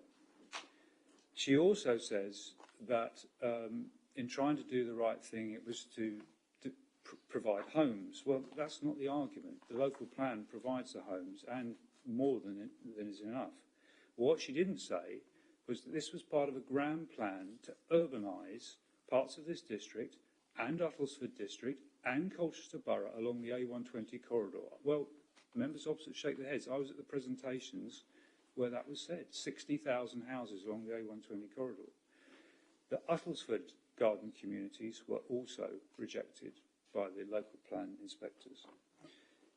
In short, the Conservative administration needs to take responsibility, their share of the blame, for the delays, wasted cost to taxpayers of over £1 million, and most important of all, the impact of unplanned speculative development without services on many local villages, including the ward I represent with Councillor Wright and many others. If we'd had a local plan in place sooner, some of that wouldn't have happened. It was your decision to effectively ignore the very clear warnings from the first inspector's report. I read that inspector's report carefully. Now, inspectors don't say your plan's rubbish. What they do is use inspector's language. And if you've read a lot of inspector's report, that report had warning bells all over it that the local plan section 1 would not float.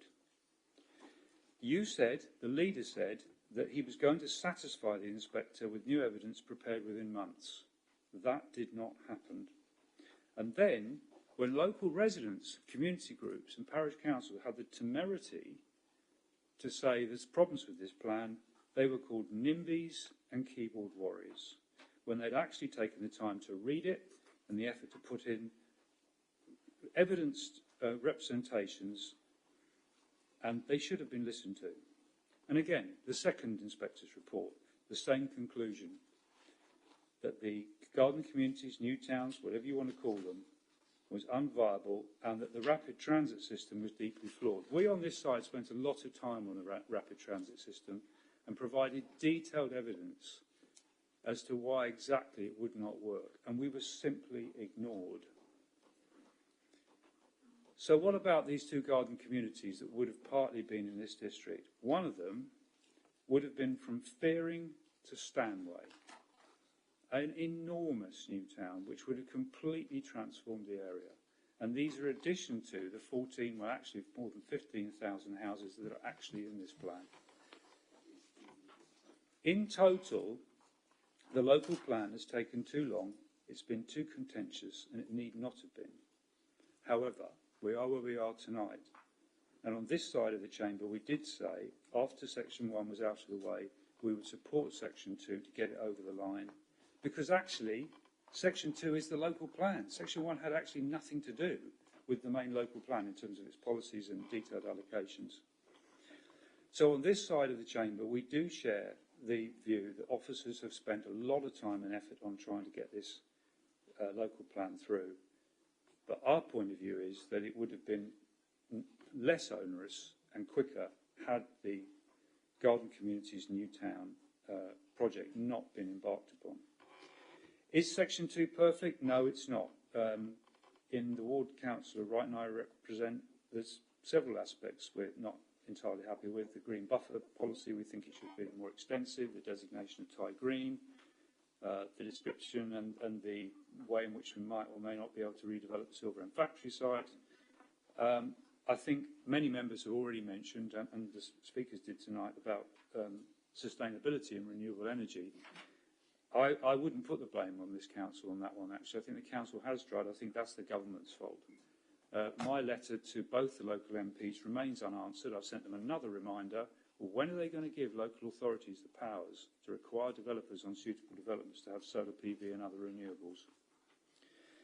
But this is not the time tonight to go over the need for more changes unless they're legally required to do so. This is the time tonight to adopt this plan, stem the tide of speculative development that's affected so many parts of this district, and provide certainty for the years to come as to where new homes and employment land is going to be developed. Finally, Mr. Chairman, it's often said that Greens and others associated with them are against development. Well, we're going to vote tonight for a plan which has got not 14,000 odd houses in it, but if you read the detail, over 15,000 houses in it. No one can accuse us of being against development. We're doing so to get the plan over the line for the good of the district, and I hope all members tonight will support the Section 2 plan to get it adopted. Thank you, Mr. Chairman. Thank you, Councillor Abbott. Councillor Everard.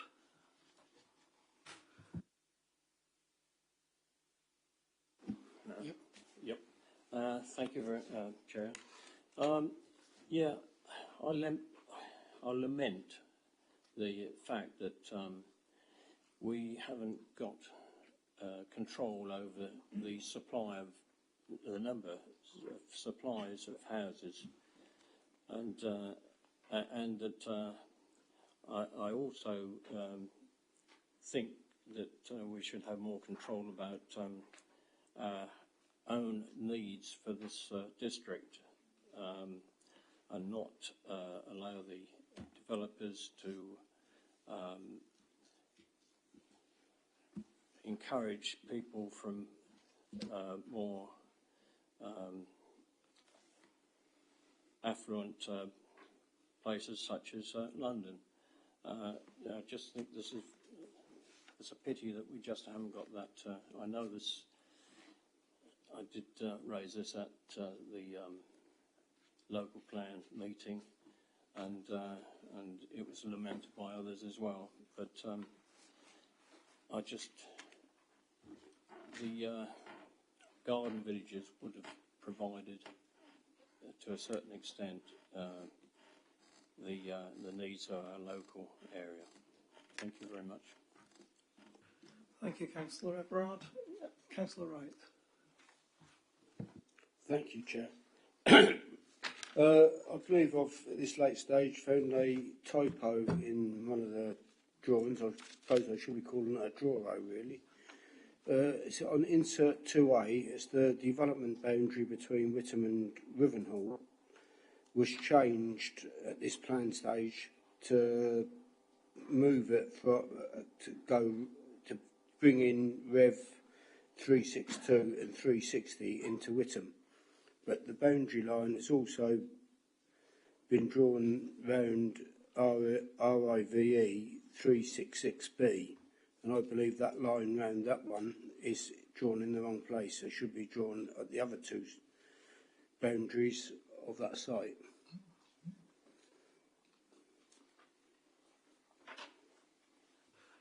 Thank you, Councillor Wright. We'll certainly look into that one. Councillor Butland.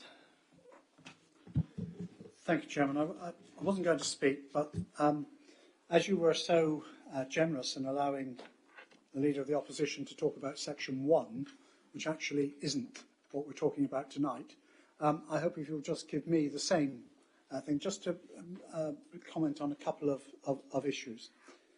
I'm very proud of the attempt we made to get Section 1 through. It brought together 4 local authorities, 3 districts and the County Council, actually working together to plan not just the next 5 years or the next 10 years, but well into the future, which meant that we would have an opportunity to develop the area in a sensible way, with local authorities playing a leading role and not leaving it to developers. It was a fundamental change in the way in which we would tackle planning. It would release land value to the benefit of communities and not just the bottom line of developers. So I'm not going to make any apology for having attempted to do that. Unfortunately, we hit an inspector at the end of his period of service, who unfortunately, in my view, did not have that same vision which we were trying on this side to do. But, as Councillor Abbott says, that is an issue that has gone wrong, has gone by, but I'm not apologising for it. We are proud of what we attempted to do. And I think in years to come, the wisdom of what we were trying to do will be demonstrated. We are now on Section 2, and I can agree with virtually everything that Councillor Abbott said about Section 2. I suspect, though, if any member feels that what is in there will mean we won't have any objections to any planning applications that come forward in line with our local plan, then they will live in cloud cuckoo land.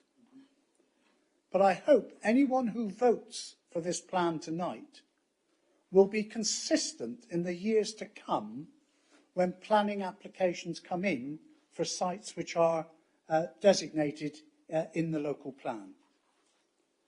So it is an achievement to have got to this stage. I accept that the debate over Section 1 has delayed the situation, but it was a debate which was well worth having. And I would just point out what some other authorities in Essex are suffering. Let us just look across the border to Attleford, an independent controlled council, which has had its planning rights taken away from it, where all members of that council are to undergo training because they took political decisions rather than decisions based on planning. And now we have Castle Point, and I believe, Mr. Chairman, Councillor Mrs. Beavis knows as well, because I think she's been helping the new administration down there, have withdrawn their local plan. And they will face similar difficulties. We tried to get through something. We accept the result of the inspector on Section 1. We're not going to try and force that politically. And I can assure you, Chairman, we will never, ever end up having to pay in excess of £1 million compensation to any developer because we judged their application on political grounds and not policy grounds. Thank you, Chairman. Thank you, Councillor Butland. Any other members? Oh, Councillor Mrs. Beavis. Thank you, Mr. Chairman, and I guess in some respects I can say I'm one of the longer serving district councillors in the room, and I would echo the work that has gone on previously to bring this plan to us this evening, and of which I will be supporting. But what I just wanted to say was this. What I'm interested in is the ward that I represent.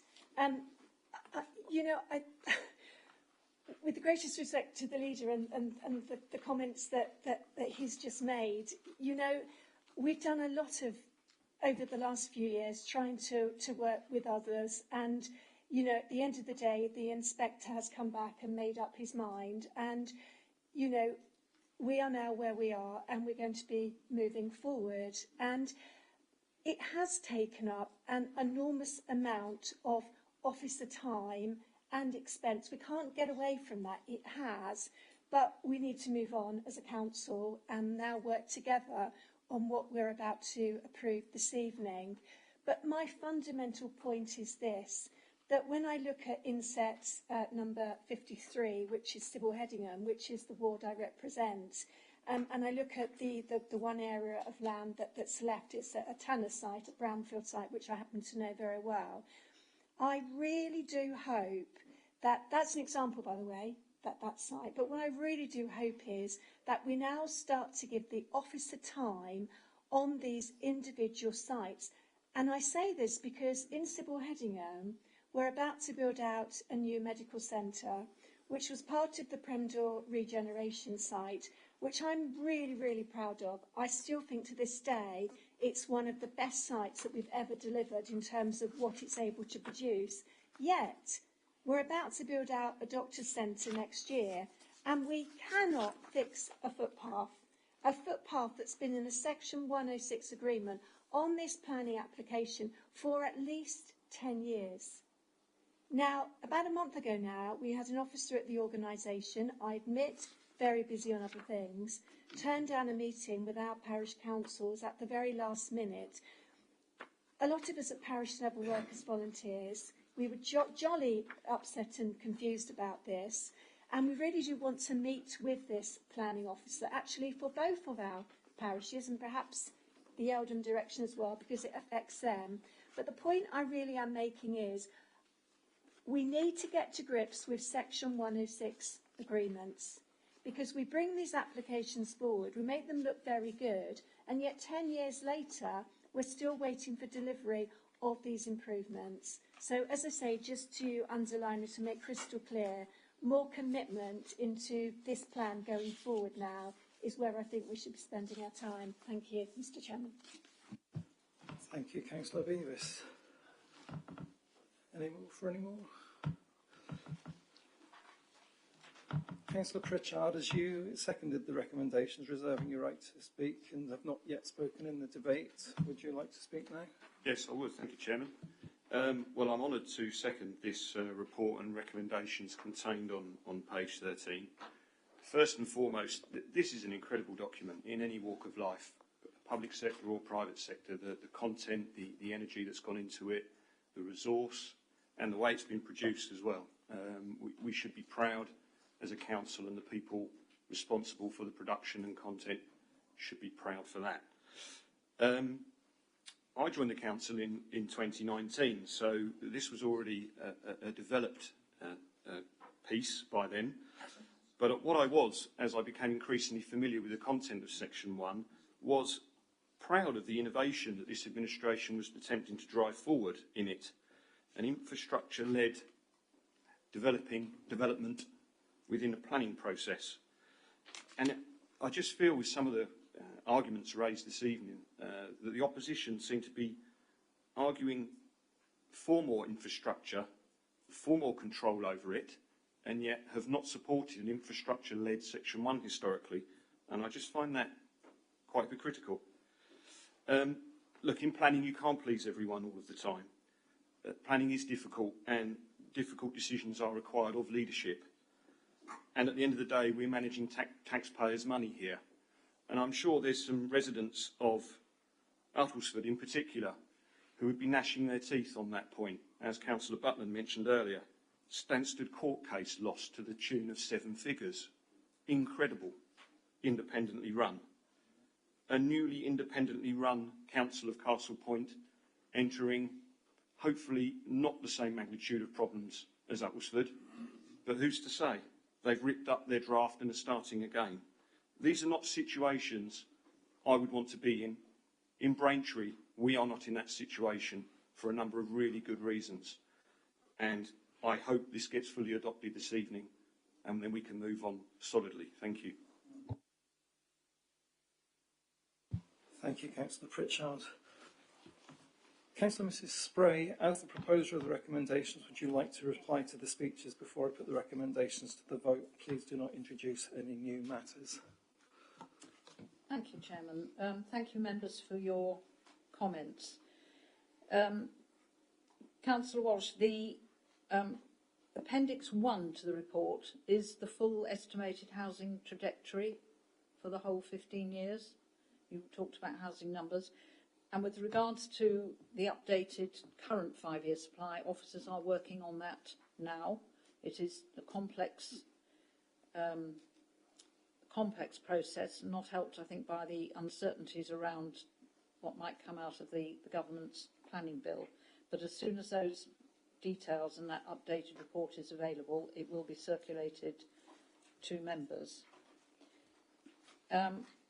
The definition of affordable housing, it is actually in the NPPF, Appendix 2, Annex 2 rather.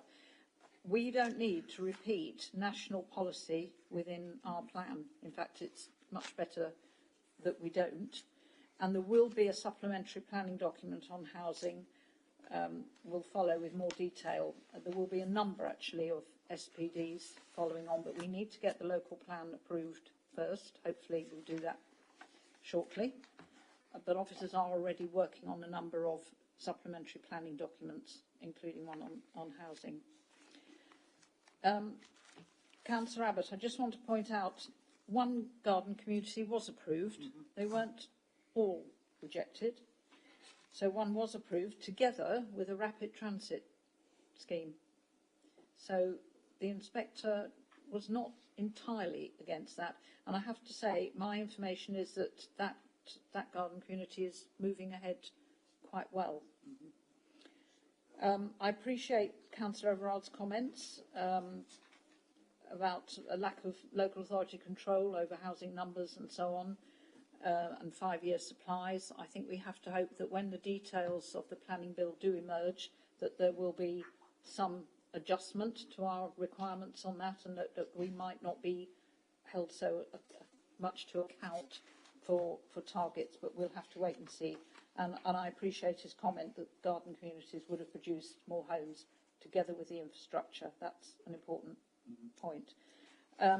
Councillor Wright, I don't know the answer to your boundary line question. I mean, that's possibly something that could have been raised earlier, but I will take that up with officers, and I'm sure we will be able to get him a reply. And finally, I think Councillor Beavis talked quite a lot about Section 106 agreements. That's not what's under discussion tonight. It's Section 2 of the local plan, which is to be celebrated, the fact that we are hopefully about to have it found sound. I do know that officers actually have been in a great deal of discussion with residents and developers over what's happening in Headingham. So I don't accept that nothing is happening and that perhaps we're dragging our feet on that. And just very finally, on brownfield sites, which I think Councillor Beavis also mentioned, yes, we would all like to see development on brownfield sites, but you've actually got to have the sites to do it. They've got to be within your ownership as a local authority, or have a landowner who comes forward and says, you know what, I'd quite like to do something with this site, can we talk about it? In 2017, a call for brownfield sites was actually sent out. A letter was sent to all the town and parish councils asking if they would like to put forward potential brownfield sites for development. And answer came there none. No response. So I know there are brownfield sites within the district, but they're not within our ownership. And unless the owners come forward and want us to help them develop them, then we're a bit stuck. I think that's all I have to say. Thank you, Chairman. Thank you, Councillor Mrs Spray. So, members, the recommendations set out on page 13 of the agenda have been moved and seconded. So we'll now put this to the vote. All those in favour, please indicate.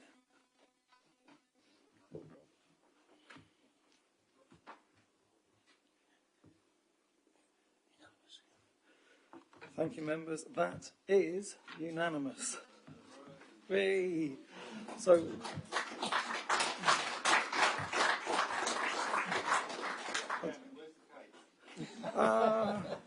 believe it or not, it's up in the causeway room, I think. But we'll come to that. But I would love to see a corridor reserved to extend the railway west and make cross-county travel, but that's another one for another day. And as I said in my announcements, I had the privilege of presenting the Employee of the Month award with Andy, and I'm sure many of you will know that there is also a team award, and I have to say that Emma Gooding's team, you get my vote for the next one. Yeah. Okay, thank you, members. So we'll now proceed to our agenda item 10, which is proposals for Planning Committee Members Forum. This item is set out on pages 103 to 120 of the agenda.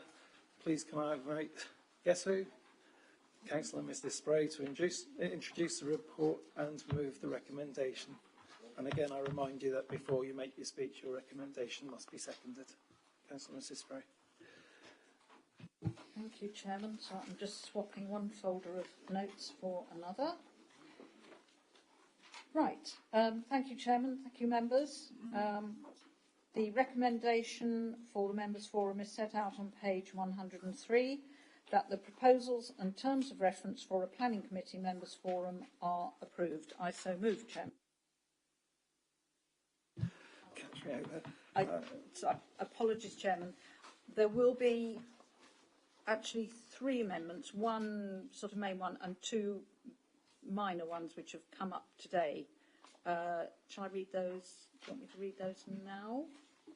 Or part of my presentation? As you're moving the recommendations and the reports, if you could just outline the quick amendments, that'd be great. Yes, absolutely. Thank you, Chairman. So the main amendment will be to add county councillor members to the list of invitees to the Members' Forum where an application affects their area. And just for information, I did write to our district county councillors last week on this point. And there are 2 minor amendments which involve wording on page 113 of the agenda. Under functions of the Members' Forum, there are 3 bullet points there. The last one needs to be deleted. It's half a sentence. The potential consideration of smaller sites within the, and then it stops. So it's actually, in effect, a typo. So that needs to come out. And further down the page, under applications considered by the Members' Forum, the final paragraph should read, the Planning Development Manager, in consultation with the Chair and the Vice Chair of the Members' Forum, can invite other applicants. So it's just the words and the Vice Chair have been omitted from there and need to be added in. That's it. Thank you. So move. Thank you, Councillor Mrs Spray. Please can I have a seconder? And that's the recommendations with the amendments. Councillor Ritchie, thank you. Do you wish to reserve your right to speak? Yes, please, Mr Chairman. Thank you. Thank you. So I'll now invite Councillor Mrs Spray to speak on this matter. Thank you, Chairman.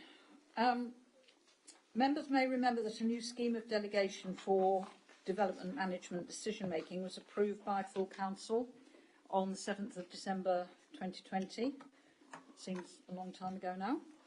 And part of that proposal was the introduction of a new Members' Forum where applicants and agents would have the ability at an early stage in the planning process to present their proposals to members of the Planning Committee. Now, this report brings forward the terms of reference for consideration and detail about the forum.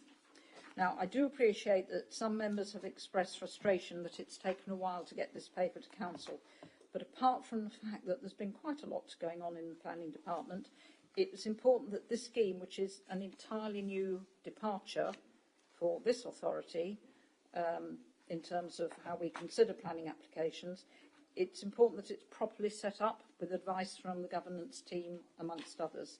So it has taken a little while, but I think that's perfectly right. We need to make sure we get off on the right foot. So apart from that full council meeting in December 2020, where the principle was established, the forum has been presented to the Developing Democracy Group, the Governance and Audit Scrutiny Committee, and to the Planning Committee. There has also been a consultation with town and parish councils. The responses to that consultation are included in the agenda as Appendix 2, and I'm pleased to say, Chairman, that they were largely positive comments with some very good suggestions made. So the 5 objectives of the forum are set out on page 105 of the agenda. I don't intend to read all 5 of them, but I am going to read the first 2, which I think are particularly important.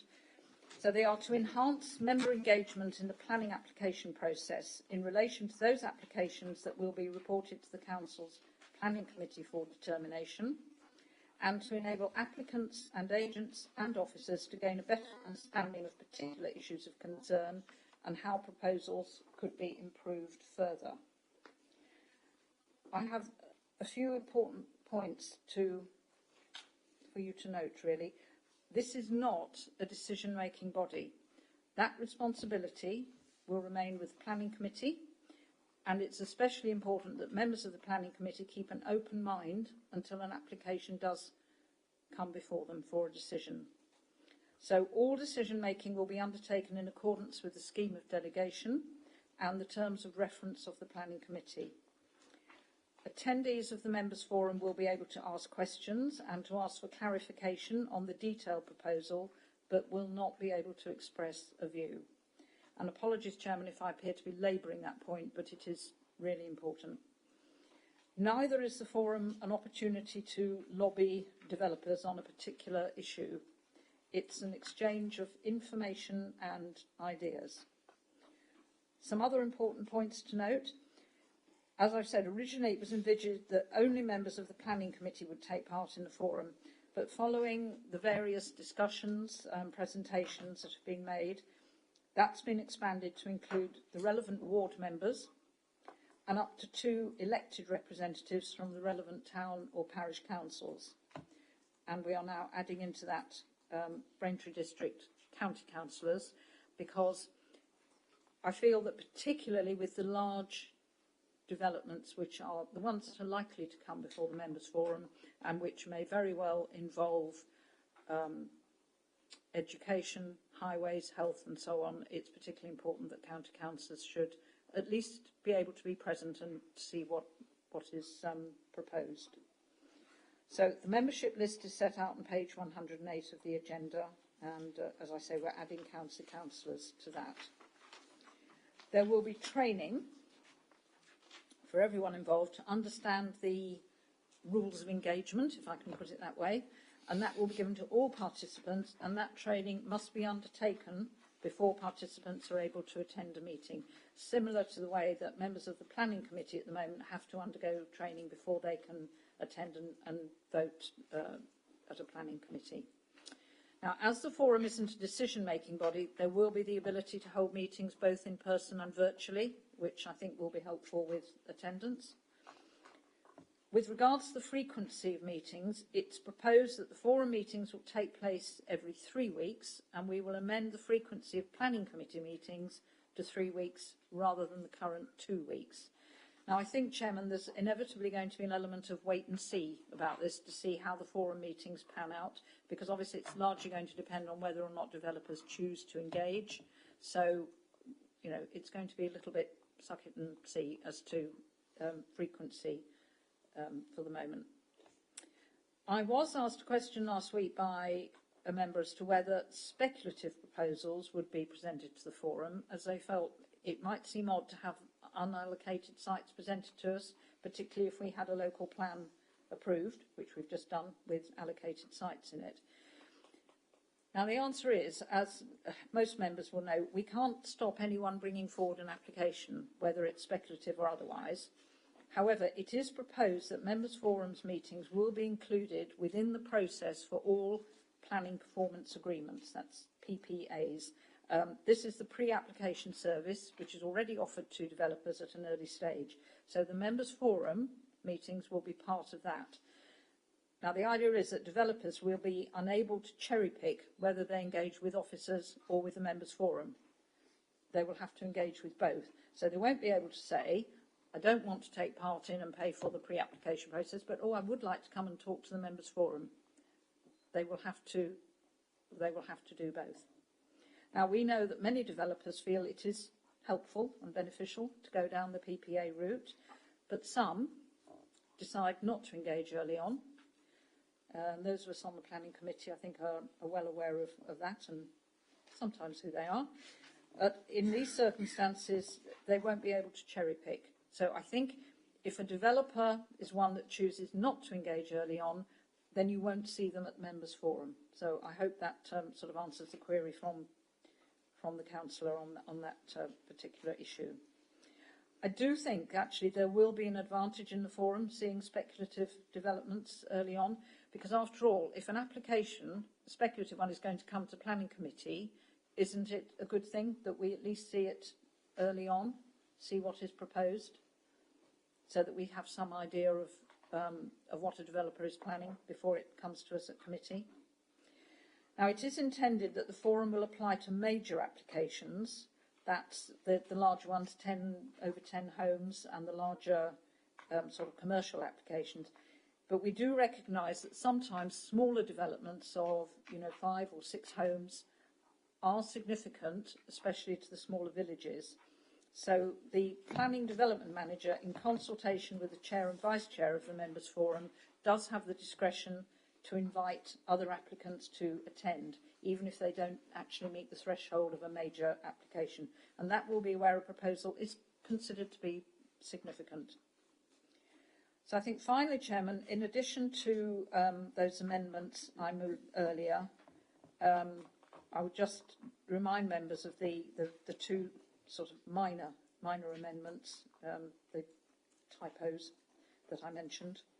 And I would just like to take the opportunity to thank officers, and in particular Chris Padgey, for his work on this. This was a proposal by Chris because it's something that was done in a London authority where he worked before he came to Braintree. It was a success there, and he thought it was worth us trying. And I'd also like to thank the governance team, Kim and her team, for their help and support with this, because it is a new process for us and their input has been invaluable. So I'll leave it there, Chairman, and happy to listen to what members have to say. Thank you. Thank you, Councillor Mrs. Spray. Do any members wish to speak on this item? If so, please indicate by raising your hand and we'll make a list and use the discretion of the monitoring officer as to who comes in which order.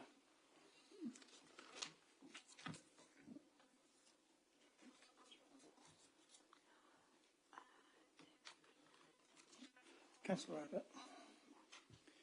Thank you very much, Mr. Chairman, and thank you to the Cabinet Member for her report. It has taken perhaps a little bit too long to progress the forums, given that this was part of the package of changes to planning, one of which was controversial in removing the reference from parish councils for applications they objected to. But it's good that it's got to where it is now. I hope also we can in future expand on discussion of section 106. Many members continue to raise this, and could she say, at an early stage, so that we can get better outcomes, and can she say, please, what's happened to the section 6 members group, which I believe was going to come forward? I think she's quite right to say we're going to have to see how this goes. I think it's going to be both intriguing, revealing, and possibly controversial as to how we conduct these meetings by only just a simple exchange of information, because planning can be quite controversial. I can see questions such as you could put a question to a developer such as, why is your development so terrible? which is a question, but it also rather prejudges what you might do at a later stage. But I'm sure the monitoring officer, if planning committee members did that, would be on to us. But obviously in a wider format with parish councillors there, I can see, there will be exchanges of actual views on the merits of applications. It's almost inevitable. I think a good element of this, which I'm not sure has been mentioned yet, is the flexibility on the referral mechanism, so that there is an ability, if they don't reach the threshold of 10 houses or 1,000 square metres, for a reference to be made to the forums. I think that's important. That is in there. And then just finally, Mr. Chairman, I did go through all the parish council responses to the consultation. Generally, they are supportive, which is, I think, expected. But the phrase that came up several times was, "We want to be listened to." And I think that chimes with what we said earlier about the local plan. Thank you. Thank you, Councillor Abbott. Councillor Garrett. Thank you, Chairman. I'd just like to ask, please, what this would mean for a district councillor if an applicant were to use this process within their ward. For example, would the district councillor be called in or invited to attend the forum? Thank you. Thank you, Councillor Garrett. Any other members wishing to speak on this item? No. Councillor Ritchie, as you seconded the recommendation, including the amendments and reserving your right to speak, and you've not yet spoken in the debate, would you like to speak now? Thank you, Mr. Chairman. Yeah, this had a thorough airing at one of our planning meetings recently. A number of concerns were raised, and a number of concerns were addressed at the time. One of those being myself. I think with some clear governance and clear terms of reference, I think on the whole this will be of beneficial use to developments across the district. I think it will give ample opportunity for parish councils and for district councillors within the ward of which the development is being planned for to ask the right questions in the right frame of mind, in the right spirit.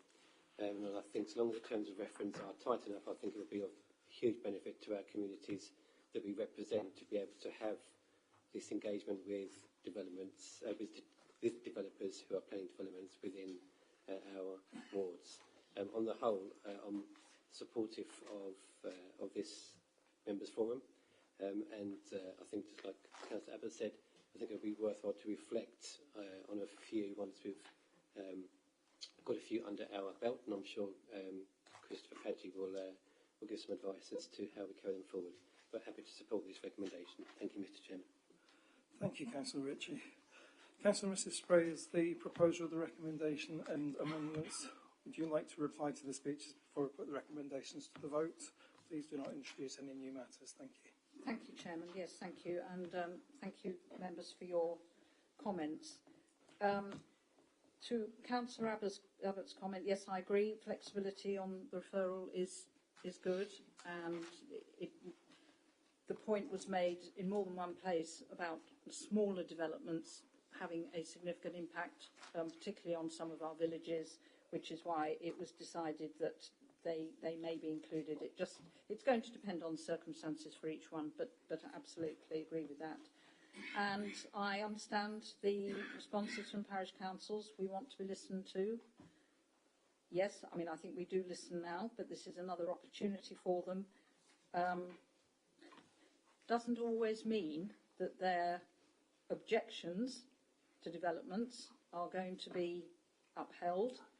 There have to be sound planning reasons to refuse things, but I think we do listen, and we will continue to listen. With regards to Section 106 and the member reference group, it actually is not going to go ahead, the members reference group on Section 106.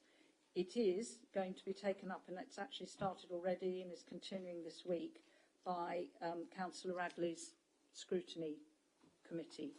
A full investigation into Section 106, how it's working, what the various rules and regulations are, and what the money is spent on. And I've had discussions with Councillor Radley on this, and it's his decision that he put it forward as a scrutiny topic, which was accepted. So there is going to be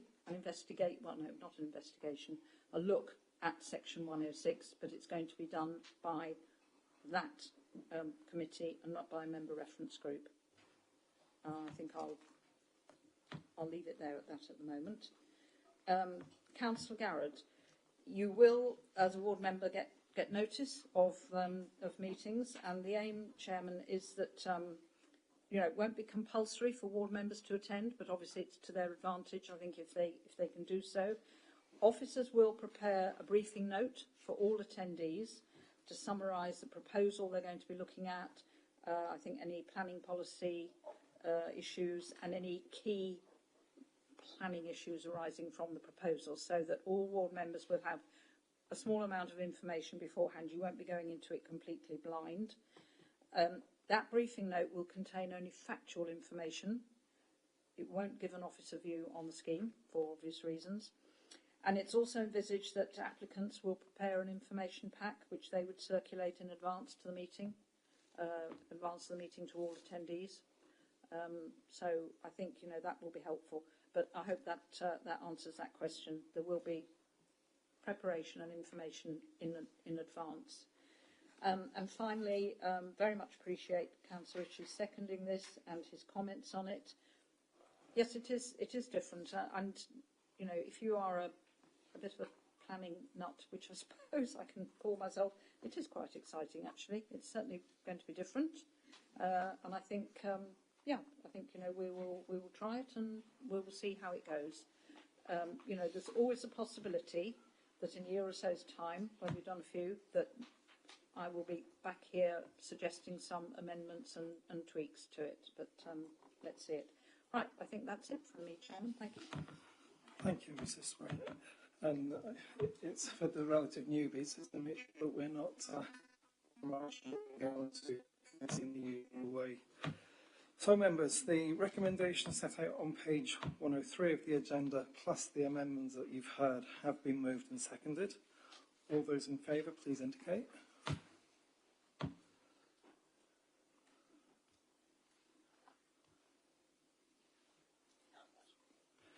Thank you, members. That is unanimous. The recommendation has been approved. So we'll now proceed to agenda item 11, which is the Chief Executive Interim Arrangements. You're not going anywhere, Mr. Members, this item is set out on pages 121 to 125 of the agenda. Please can I invite Councillor Butland, Leader of the Council, to introduce the report and move the recommendations. And please can I remind you, before you make your speech, your recommendations must be seconded. Thank you, Chairman. I intend to move recommendations 2.1 to 2.4 as shown on page 121 of the agenda. Thank you, Councillor Butland. Is there a seconder, please? I'm happy to second, Mr. Chairman. Thank you, Councillor Cunningham. Do you wish to reserve your right to speak? Nothing to add, thank you. Thank you. Councillor Butland, would you like to speak to the matter? Chairman, I think the report is self-explanatory. There clearly will be a short gap between our current Chief Executive leaving on the 10th of August and our new Chief Executive taking up post on the 26th of September. And there is a need for good governance to, or rather in the interest of good governance, to make sure that the appropriate statutory responsibilities of the authority are covered. They are set out in the recommendations on page 2, and I therefore move them. Thank you, Chairman. Thank you, Councillor Butland. Does any member wish to speak on this item? No, and Councillor Cunningham, you've indicated you've nothing to add. So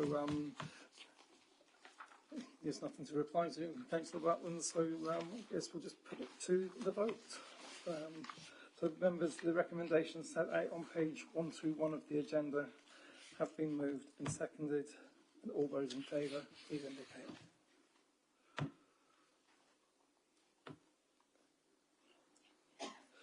That's unanimous, Andy. You're not going anywhere.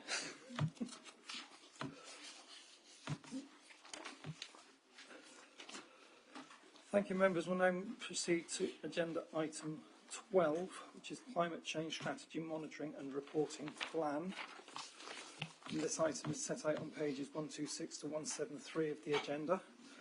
Please can I invite Councillor Mrs Schmidt, Cabinet Member for Climate Change and the Environment, to introduce the report and move the recommendations. And again, please can I remind you that before you make your speech, your recommendations must be seconded. Thank you, Chairman. Thank you. I wish to put forward recommendations on 2.1 and 2.2, but with one very minor amendment on page 134, item 4.5, on the second item down, medium, process and sign-off, that the business case approved by Cabinet Member Environment, which should be Cabinet Member Climate Change and Environment. That is the minor amendment, Chairman. It's easy to come out with fine words on how to tackle climate change. Mr Schmidt, you need to second it first. So can I have a seconder, please? Councillor Van Dalken, thank you. No, Mrs Schmidt, you may go. Been waiting so long. Yes, you've been waiting very patiently. Still got cold feet back here. It's easy to come out with fine words on how to tackle climate change, but these need to be backed up with facts and statistics that can be monitored. Therefore, the purpose of this report is to recommend for approval a monitoring plan with targets for the Climate Change Action Plan. I would firstly like to thank our new Head of Environment Service, Josie Falco, for getting to grips with this from the moment that she joined us. You know what our objectives are. Those are what we can do for Braintree District Council and how we can help and influence others in the district.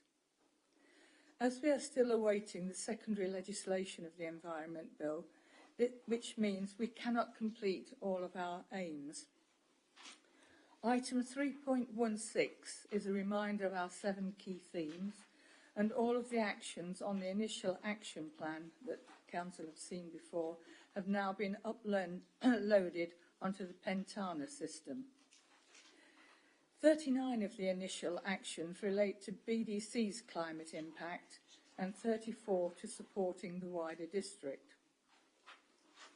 Unlike many corporate climate strategies, ours is not purely an organisational carbon reduction strategy. It includes options that are far-reaching, including biodiversity. As you will see in 3.21, actions have been put into 5 categories. The quarterly performance report will include a section on climate change, and the 8 performance indicators are listed in 3.26. In 3.27 are the 19 for the wider district. In Appendix A, you will find Essex County Council's action plan for your information. Chairman, I move the recommendations. Thank you, Councillor Mrs Schmidt. Do any members wish to speak on this item? If so, please raise your hands. Councillor Abbott. Thank you very much, Mr Chairman. We welcome this report as far as it goes. There are some excellent initiatives, and it is the right thing to do to be having a report and strategy and to be feeding back on progress and milestones. Otherwise, obviously, you can't check if you're making progress. In particular, the Braintree District Council's tree planting programme, certainly in the villages where I represent, along with Bob Wright, we took full advantage of that, and the only problem is now we've got to water the young trees, which this year is being proved to be challenging, to say the least. As members may know, I'm a very strong supporter of the verges policy. It's something I was trying to get movement on at County Hall, like Councillor Schmidt was, and I hope we can go even further with that, with wildflower enhancement of verges. Verges are effectively like linear meadows, and they don't tend to get sprayed, and so we could not only encourage wildflowers we've already got to do better, we could introduce some of the rarer species in suitable areas, which would be fantastic for biodiversity. However, We note the government's failure to enact key proposals, as Councillor Schmidt just said, in terms of secondary legislation on recycling, air quality and biodiversity. Perhaps if ministers spent a bit more time focusing on these issues instead of fighting amongst each other, we'd have more progress. Interestingly, sacked Minister Michael Gove recently said parts of government are not functioning. And, of course, the government has been found wanting by losing a court case on its net zero details. So a little bit more application at government level would be useful. I was particularly interested in paragraph 4.6, where the report says, to achieve the objectives of the strategy and its associated climate action plan, substantial investment will be needed at an international, national and local level, particularly in relation to infrastructure projects and long-term programmes to move away from fossil fuel heating systems and investment in sustainable transport solutions. Absolutely. So, and I'll be asking a question about this later if we get round to Cabinet questions, why is this Council continuing to promote the A120, which is a new road through open countryside, which will increase traffic? Well, you might scoff, but it's a matter of physics. Will increase traffic levels, destroy biodiversity and increase greenhouse gas emissions. In other words, you can't have it both ways. Understanding anthropogenic global warming, which is a mouthful in itself, is ultimately about measuring the concentrations of greenhouse gases in the atmosphere and knowing what that is doing. We can talk about this policy and that policy, but it's the concentration of greenhouse gases in the atmosphere that's driving climate change, the levels of carbon dioxide, methane and other greenhouse gases. If they keep going up, climate change will get more impactful on our society and on other species. So, for example, we cannot say, we're going to support more further expansion of Stansted Airport and other airports, if that means more aviation, more emissions and more greenhouse gas emissions. Essex County Council says it wants to get to zero landfill by 2030, a very laudable aim. But if recycling stays stuck at about 50%, and where's that other 50% going to go? Where are those hundreds of thousands of tonnes of waste going to go? Are they going to be trucked to be burnt in a waste incinerator? And will that waste incinerator be here in Braintree District? If it is, and that plant is built, on its own, it will generate 600,000 tonnes of carbon dioxide per annum, the single biggest industrial source of CO2 in Essex. Again, you can't have it both ways. Either we tackle climate change or we don't. So, to sum up, Mr. Chairman, this report has many excellent elements, don't get me wrong, which we fully support, but we need to be more realistic about the things we need to do to tackle climate change, and in this district we need to be far more ambitious. Anthropogenic global warming is here, and it will get more severe if those global greenhouse gas emissions continue to rise and concentration rises. On July the 19th, a week ago tomorrow, over 30 weather stations in this country broke the previous UK high temperature record. Normally it's one weather station or two, and it's by a few tenths. It wasn't. It was by 1.5 degrees. And 5 weather stations in the United Kingdom recorded temperatures of over 40 degrees centigrade. And we're at early stages of climate change. This is a major issue we have to deal with. Currently, East Anglia is in the most severe fire risk it's ever been measured. I've just seen Councillor Wright just showed me a fire that's just been put out near Rivenhall. There are entire villages which have been badly damaged by field fires spreading into villages. This is because of climate change. It's getting drier and it's getting hotter. It's a very, very serious issue.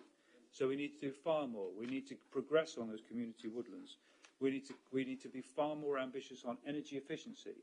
You might have seen my social media comments. Why has National Highways left streetlights on during the day on the A12 for not a few weeks or months, but years, burning taxpayers' money and energy and contributing to climate change? All of these things we need to work harder on. We need to deliver that cycle network we've all been talking about. Let's get more ambitious on climate change. Thank you, Mr. Chairman. Thank you, Councillor Abbott. Any other members? Councillor Mrs. Cattergood. Thank you, Chairman. Once again, I raise the topic of the grass verge cutting. Whilst I understand the environmental benefits, there are disadvantages. We have suffered 2 verge fires in my ward in the last 2 weeks. One I actually put out myself and saved the farmer's field. It was a very frightening experience. And on Saturday, whilst cars were trying to negotiate a narrow lane because they could not see because of the verge where they were going, we ended up with a car in a ditch, which blocked the road for hours. Our residents are really quite frightened about the fire risk, and whilst I understand that we are doing this for environmental reasons, fires are detrimental to the environment, wildlife are suffering because of the fires, and I am suffering. Thank you. Thank you, Mrs. Scattergood. Councillor Mrs. Beavis. Thank you, Chairman. Just very briefly, I will be supporting this, and I thought it was a good read. I completely agree with Councillor Abbott that, you know, we must pull out all the stops to increase everything that we do in the district. I mean, I also attended the LGA conference, and apart from things like civility in public life and greater devolution, the green issue was just so strong and was just at every little forum that you went along. But I was just going to quickly say on this report at page 132, and I was just scanning it over the last few weeks, when it's got the business target, it just seems really low to me. You know, when you think of the hundreds, thousands of businesses that we have in our district, and the target is to sign 10 businesses a year, and that just seemed to be very low to me, and I just wondered whether it was an error or whether we can do more to improve the sign-up of our businesses. Thank you, Chairman. Thank you, Councillor Mrs. Beavis. Any other members? Councillor Thorogood. Yeah, I just want to answer to Mrs. Scattergood's comments. Obviously, with verges, when there's a sightline problem, it should be, I think, should be addressed. Obviously, safety should override the verges. I'm doing a little experiment in my own lawn at the moment, the front grass, where I'm not cutting a certain segment, and it's actually, where it's long, it's actually green, and I've cut around the edges, and it's actually looks dead. So where it's green, it actually holds the moisture, even with the sun's glare on it all day long.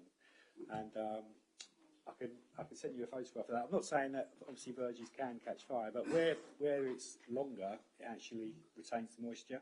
So I'm quite lucky. I've got 3 sets of lawn, and one is I don't cut it at all, and it's completely green. But the bits that are cut, they're completely dead. Okay, thank you. Thank you, Councillor. Yep. Any more members? Councillor Rose. Yes, thank you, Chairman. Yes, looking through this document, which has got a lot of very good points in it, one of the things that just strikes me is I spend quite a bit of time backwards and forwards to Scotland, particularly Aberdeen. Now, Aberdeen, as you all know, is the old capital of the UK. And they're now developing a process up there to take hydrogen from seawater. They've got a whole bus fleet in Aberdeen running on hydrogen. The police service of Scotland, the old Grampian area, run police cars, not all of them, on hydrogen. It's a clean fuel. The only byproduct is water. And I just wondered that in here it's got 525, update their transport policies to align with climate change, a new bus scheme and further capital developments.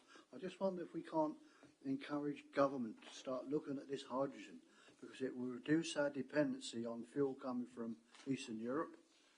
We've always had our oil from the Middle East, but this stuff from seawater, we're surrounded by it. You know, so I think it's something we need to develop, because it's clean, it's efficient, and it's just seemed ironic to me when I was up there, when I was speaking to the people that I spoke to, that the old capital of the UK is converting a lot of their bus fleet to hydrogen, yet the oil is 50 miles offshore. Thank you. Thank you, Councillor Rose. Councillor Parker, Mrs. Parker. Yes, can I just ask Councillor Schmidt on page 130, there is a target to update the a target of 100% of the council's energy to be derived from renewable/green sources. Does that? I'm not sure how green has been defined. Would that include nuclear energy as a green source, as it is a low carbon source of energy? Thank you, Councillor. Mrs. Parker. Any other members? No. Well, my apologies. I forgot to ask Councillor Van Dalken if he reserved his right to speak, and I presume he did. So, can I invite you to speak? Yes, thank you very much, Chairman. I commend the great efforts over the past few years by working group members, chaired by my colleague, Councillor Schmidt, to bring the climate change strategy into being, and I look forward, with my waste and recycling hat on, to referring to it with officers in connection with the changes which will be undoubtedly required to take place in our waste strategy operations in Braintree in connection with the Environment Act 2021, when we finally become aware of the secondary legislation guidance. And as I say, I think this is a good document, an excellent document. I'm pleased to support it and its programme, which show that a Conservative administration can be capable of promoting climate-friendly and sustainable ideas. Thank you very much, Chairman. Thank you, Councillor Dalken. Councillor Mrs. Schmidt, as the proposer of the recommendations, would you like to reply to the speeches before I put the recommendations to the vote? Please do not introduce any new matters. Thank you. Yes, thank you, Chairman. Councillor Abbott's comments, I agree with 99% of what he said. We both do believe in the same things. We just sometimes disagree in the way of going about them. I would just say, with the A120, having to travel along it far more often than I would prefer to, that as I sit there in the traffic jam, at least in the car, that at least my engine switches off, but the majority of them don't. You see them sitting there, the pollution, 20 minutes, half an hour, however long, whether it's at Gallis Corner, Marks Farm Roundabout or at Marks Tay. The pollution that's coming from these traffic jams, because it is such an awful road, must be huge. And I must be honest, I dream of the day when there's a nice straight road and traffic can keep moving, and I don't believe it will cause as much pollution. But that's my views, and I'll have to wait for experts to tell me whether that's right or wrong. Councillor Scattergood, we disagree a great deal on the grass verge issue. I mean, the sad thing is, last year I was getting complaints that because it was wet, that grass verges were a nuisance and they were touching people's cars. This year they're dry. I just would remind members that we would only have done a metre cut, only that much, and most verges are much wider than that. So there is still long grass there that could catch fire if people are stupid enough to throw lighted cigarette butts out. So I'm afraid we have to agree to disagree on that one. Councillor Beavis, 10 businesses does seem small, but when you think in this district most of our businesses are very small to medium, we would be looking to work with the larger ones where we'd get a bigger effort for the work that we put in. So I think that is a reasonable target to start with.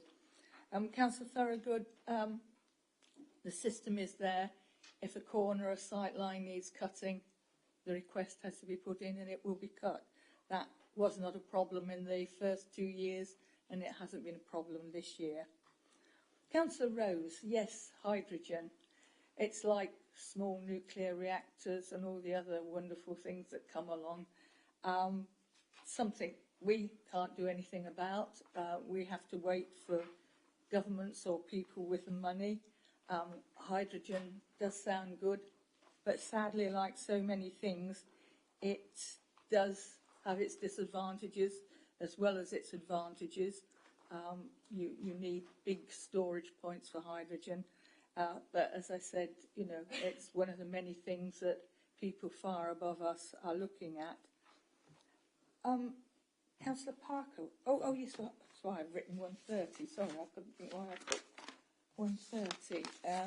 That was the page, wasn't it? It's almost a similar sort of comment back that I gave to Councillor Rose. We don't know what it will be by 2030 because we don't know what new inventions or superstructures or things that will come along. But whatever's there that we can possibly use, that we will be using it. But at the moment, there is so much change that, although it's only 8 years from now, who knows, whether it will be small nuclear reactors, hydrogen or whatever. But whatever there is, I assure you the team will be keeping a close eye on it. I think that covered everything, Chairman. Thank you, Councillor Mrs Schmidt. And thank you, members. The recommendations set out on page 126 of the agenda, together with the minor amendments, have been moved and seconded. All those in favour, please indicate.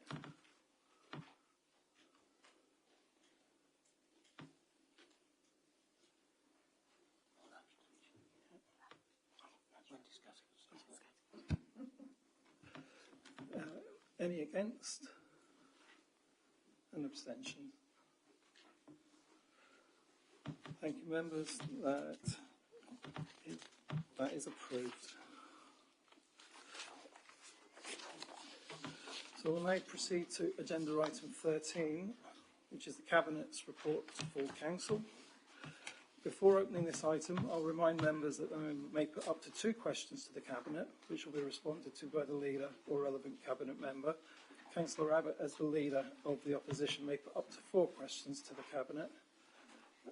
Members may not ask supplementary questions. Questions should relate to the functions of the Leader or a Cabinet member, the powers and the duties of the Council or matters pertaining to the district. Most statements may be made by councillors during this session. Where a response cannot be given during this meeting, written answer will be issued within 10 working days of the meeting and circulated to all members. And a period of 1 hour is normally allowed for this item. However, the time is now 9:53, which means we have just under 22 minutes left to consider this item, but time nonetheless. So I'd be grateful for members' cooperation in being as concise as possible during this item. And now invite Councillor Butland, as Leader of the Council, to introduce the Cabinet's report. Councillor Butland. Thank you, Chairman. The report is as before you, and my colleagues and I will attempt to answer any questions that members may have.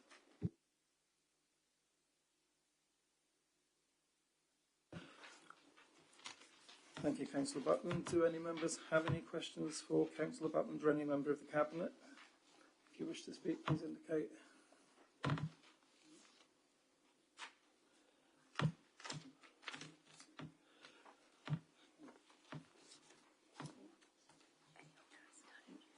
Councillor Abbott. Thank you, Mr. Chairman. Question to Councillor, getting late, isn't it? Question to Councillor Butland as Leader of the Council. And can I preface this question by saying I entirely agree with what Councillor Schmidt said about the A120 and Galleys Corner. Galleys Corner is actually in the ward I represent with Councillor Wright. It's a dangerous, polluted, horrible junction, and we need to do something about it. The issue is, what do we do about it? Can I ask the Leader, if the news on the A120 Route D is accurate, can he or does he have any further information, on whether it's accurate? And if it is accurate, will this opportunity now be taken for a rethink, an urgent rethink about how we deal with the problems on the A120 in a sustainable way and taking into account the need to tackle climate change? Thank you, Chairman. I don't have any further information on whether that is accurate, and neither does Essex County Council. The Minister has gone very quiet, if I can put it that way, on that at the moment. Clearly a huge disappointment if it is correct, because a significant amount of taxpayers' money has been spent on a lot of really good work by experts into what would be the situation, particularly galling when the preferred route of the County Council is significantly cheaper than that which National Highways appear to be doing. I accept that, as Councillor Abbott says, the geographical boundary is really at the extremity of his ward.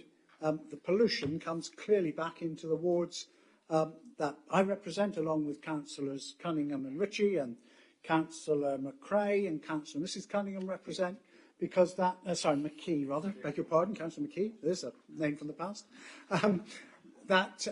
which is now going further and further back. And, I have said half jokingly that unless we get this sorted soon, we should be charging for car parking on the A120 because cars are not moving. And I do not believe that we can continue to have the centre of this district and a key point between the north, south and the east-west junctions across the middle of Essex for any longer. So I express my strong hope that the government will accept the recommendations, preferably the one made by the County Council, which was the one that has been supported most locally, to move forward. And I hope that we will hear something positive on that in the near future. But as regards, do I know whether the rumours, I cannot confirm that at all. Thank you, Councillor. My second question is to Councillor McKee, following up on your report on Homes for Ukraine. Are you aware of, or can you update us on any conversations that are being had for a significant increase in refugees should the barbaric Russian invasion of Ukraine spread further westwards?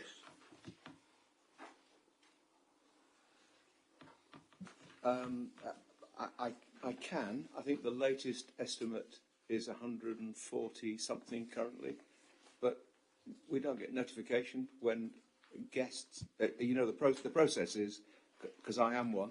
The guest goes onto a website. He links up with a refugee in somewhere in either Poland or Ukraine. They invite them to come across. We don't get notification until such time as actually Essex County Council get notified, which you have to tell them. They then tell the District Council that there is a Ukrainian refugee now with a guest, and the process then starts flowing. But I think there is an estimate that we will have more than we've currently got in the district, because we've welcomed, our record actually, compared to Chelmsford, which I have a little knowledge of, it is exemplary. And some of the kindness showed by some of our residents is outstanding, even to much as one of the refugees has been bought a motor car by his guest, who's looking after him, because they need to get to school. It is outstanding the way our residents have responded to this crisis of the brutal attack on innocent people, particularly in the eastern Ukraine. And third and final question is to Councillor Mrs Schmidt. On page 181 of the agenda in your report, you mentioned energy efficiency, which is obviously very important. Is the Cabinet member aware of anything this Council can do about the avoidable wastage of energy, which is so evident recently in the heat wave, with street lights left on the A12, supermarket outside lights left on, car sales places, industrial units? They're not everywhere, but significant numbers. It's bad enough the light pollution we have at night, where light is wasted through decorative lighting all night long. There is talk, perhaps, of energy restrictions this winter. Is there anything the District Council can do with organisations and companies who just ignore the fact that they're wasting precious energy during the daytime, even during a heat wave? Thank you, Councillor Abbott. I share your, I'll say annoyance. The Wandsworth Essex County Council lights, I'm just hoping it's like burst water mains when people complain, oh, they're never mended. And you think, well, have you actually reported it? Everyone always assumes there's someone else reporting this matter. And I would say on lights, light fittings that are always on, has the local county council had it brought to their attention, and have they raised it somewhere? The thing is, don't think that perhaps someone else has done it, because that someone else might be thinking someone else has done it. So I think it's on to all of us that if we see things like that, lights that are on constantly, water leaks and that we should ring up. I must admit, Anglia Water don't help you, because when I rang up to report a leak, the comment was, "Oh, we know about that." I said, "Well, thank you. I perhaps won't bother wasting my time doing that again." So they could do something on their PR. But quite frankly, I'd rather get a comment like that and know that the thing has been reported. As for shops, I was quite interested to see that in France, in fact, the government has made an edict that shops that have got air conditioning on must keep their doors closed. Now, these are the sort of things that I would like to think, you know, if our government does it, people will start saying, "Oh, it's the nanny state" and that. But it's the same in winter when they have the heating on and the shop doors open. I don't understand it. I think it's quite possible that we could perhaps do something communication-wise to draw people's attention, shops, businesses, to this. But sadly, we're not in a position, and I jolly well wish I was, to force it. But yes, I think perhaps we could do something on comms to try and draw people's attention to it, because it quite beggars belief that they don't get it themselves. And it is a case of every little bit counts. And this winter, a lot of them are going to suddenly realise this. So thank you for that. Thank you, Councillor Schmidt. Councillor Abbott, for your questions. On to Councillor Scattergood, please. Thank you, Chairman. My question is for Councillor Bowers. It has now been many, many months since you agreed the transfer of land from Colchester Road, Bewers Hamlet, from BDC to the Parish Council at Bewers Hamlet. Can you give me any indication as to when this transfer will be completed, as we only have 12 weeks to the beginning of the planting season? Thank you, Councillor Scattergood. As far as I'm aware, BDC has confirmed to Bewers solicitors that we are ready to confirm or complete the land transfer. I believe this was on the 29th of June this year. Now it's a few weeks on from that. I'll make sure that gets chased this week. So obviously we all want to get that completed as soon as we possibly can. Thank you. Thank you both. Councillor Thorogood. Thank you. Thank you, Chairman. I think this question is for Councillor Van Dolken, or it might be Councillor Michelle Smith, but I'm not quite sure. At the recent visit to Great Lakenham, which Councillor Van Dolken attended, and I was one of the members as well, we were told that 75% of the waste that gets sent there is recycled. So that, I think that's all their clear sacks goes there. So 75% of it gets recycled, but obviously 25% doesn't. I understand that this is lower than the figure that, because it's now run by Biffa. I believe this is now lower than when Viridor was running it. Now, one of the reasons I was speaking to the op, as you know, there was a fire there, and the tour got curtailed because of that. But during that period, I was able to speak to some of the officers there, and they said that some of the smaller items, such as shredded paper, are no longer recycled. Sorry. But also things like, obviously, anything smaller than 5 centimetres isn't recycled. So I asked, why was that? And it's simply because it's not that it's not recyclable, it's just that they can't bale it. It's because they tend to put it in big bales and then it gets moved about by lorry. So there, in my view, there is scope to actually increase that amount that could be recycled. So my question is there some pressure that you could put on them to get those sort of smaller items and recycled?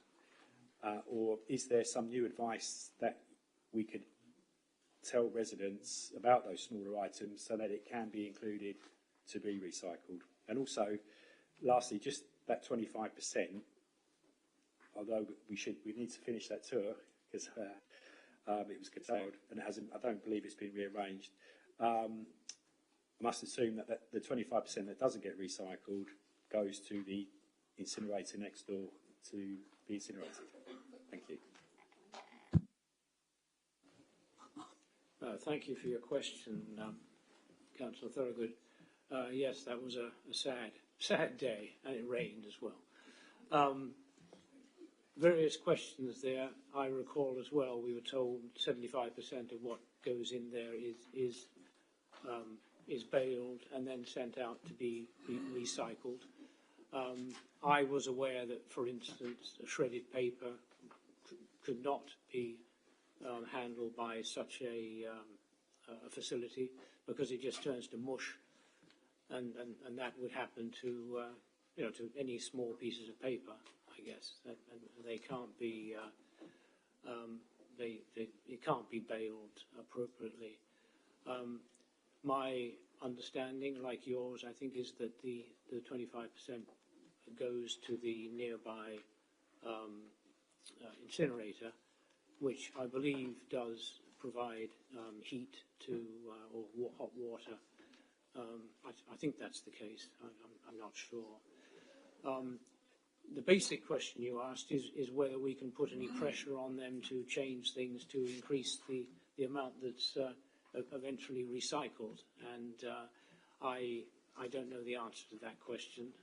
It's obviously set up in a certain way, and we will ask the question, but I fear that it's not going to be the case.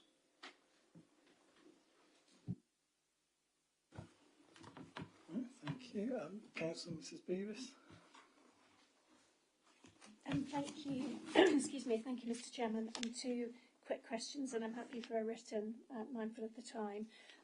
First to Councillor Tattersley, if I may, under the leisure centre usage. Could you give me a written answer with a little bit more information around the increase of activity in our leisure centres? Because 2021 and 2022 are both kind of COVID periods, so it's not the best benchmark to use actually on those 2 years. So I know there is an awful lot, reams and reams of data available. I just wondered if I could have a bit more detail on that. And second question to Councillor Rickey on the community asset mapping. I mean, this needs a lot to the councillor because he's put quite a lot into the paragraph, and says that the report moving forward will go to the Braintree District Health and Wellbeing Panel and a range of partners. I just wondered whether that could include the report going to us as district councillors. Otherwise, I could get the report as a parish councillor, as a partner of Community 360, but not as a district councillor. And yet there's a heck of a lot packed into that report, so I'd be really grateful for that. Thank you, Chairman. Thank you. Councillor Mrs. Beavis. Do either of you want to add something at the moment? No? Certainly I'll find those statistics. I might just need to ask you whether we're talking about the leisure centre usage as in swimming and exercising, or whether you actually mean the gyms, which are a slightly different issue. But certainly I'll find the statistics out. Yeah, that's great. It's just on 187.9.3, some of the outdoor pitches, swimming lessons. So basically, young people as well. I'm very mindful of young people's obesity. So just a bit more information would be quite helpful. Thank you. Yeah, Councillor Ritchie. Thank you, Mr. Chairman. Yes, through you, that report will absolutely be available for district councillors to use as well. We believe that the community asset mapping project that's going on is going to be invaluable to every one of us within our wards. Thank you, Mr. Chairman. Thank you, Councillor Ritchie. Councillor Walsh. Thank you. Very quick questions, please, for Councillor Kevin Bowers. Kevin, you mentioned in 7.3 that the tour scheduled for the end of July to Horizon 120 Plaza, I think that couldn't go ahead because of the heat wave. Is there a date for when that's going to be rescheduled? And secondly, in the next paragraph, very interested indeed in your report on affordable housing, and you mention, and I note it with interest, that the delivery target for the year at 250 is well on track. I just wonder how that relates to total demand for affordable housing, assuming we've got a measure of demand. And is all of that 250, is it all being provided in conjunction with Eastlight, or are there others? Thank you, Councillor. So the first question, yes, we are. Unfortunately, the tour did get postponed due to obviously the extreme weather. We just couldn't go ahead with the conditions on Monday, and walking around Horizon for 2 hours and that kind of thing just wasn't possible. It will be rescheduled, but I don't have a date at this moment. But we will, conscious of summer holidays and that kind of, we want as many people, as many members to be able to attend as possible. But that will be communicated in due course. But we will have another date for that. In regards to the affordable housing, the target of 250 is well. I suppose there's two sides to this. Is the demand. The 250 is always the target at the end of the day. We're not going to outweigh the demand on affordable housing. We can only do as much as we possibly can.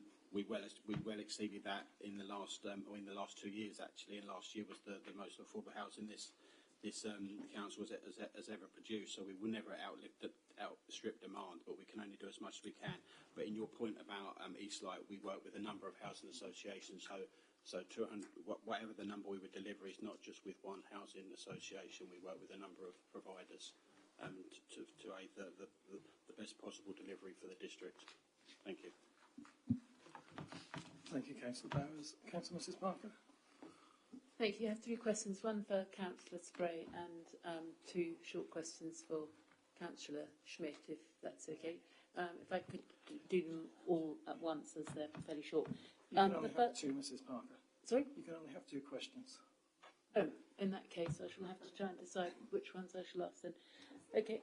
I thought Councillor had more than that. Okay. The Longfield Solar project. Could you tell me, Councillor Spray, when this council is due to give its response to consultation on that? Was the question on that? And the question for Councillor Schmidt. I'm afraid I am returning again, I'm afraid, to Burgess, Councillor Schmidt, which won't come as a surprise for my very rural ward. I understood that the safety cuts were could only be requested at junctions. Am I right now in understanding, given your response, Councillor Thurgood, we can also request safety cuts where sight lines are inhibited round sharp bends? Because there are a number of bends in my ward where you literally cannot see whether around the bend at all, and I'm particularly concerned for cyclists who will not be visible at all to car drivers. Thank you. Mr. Chairman, could I move suspension of standing orders for 10 minutes to finish questions, please? Does that find a seconder? Yeah, Mr. Speakers. All those in favour?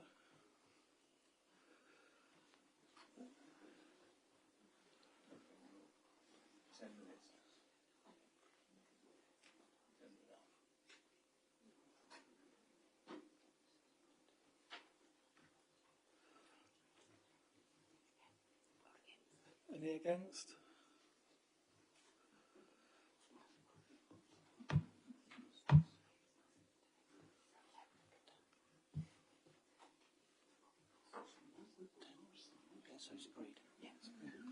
Yep, you've got 10 minutes, Councillor Abbott.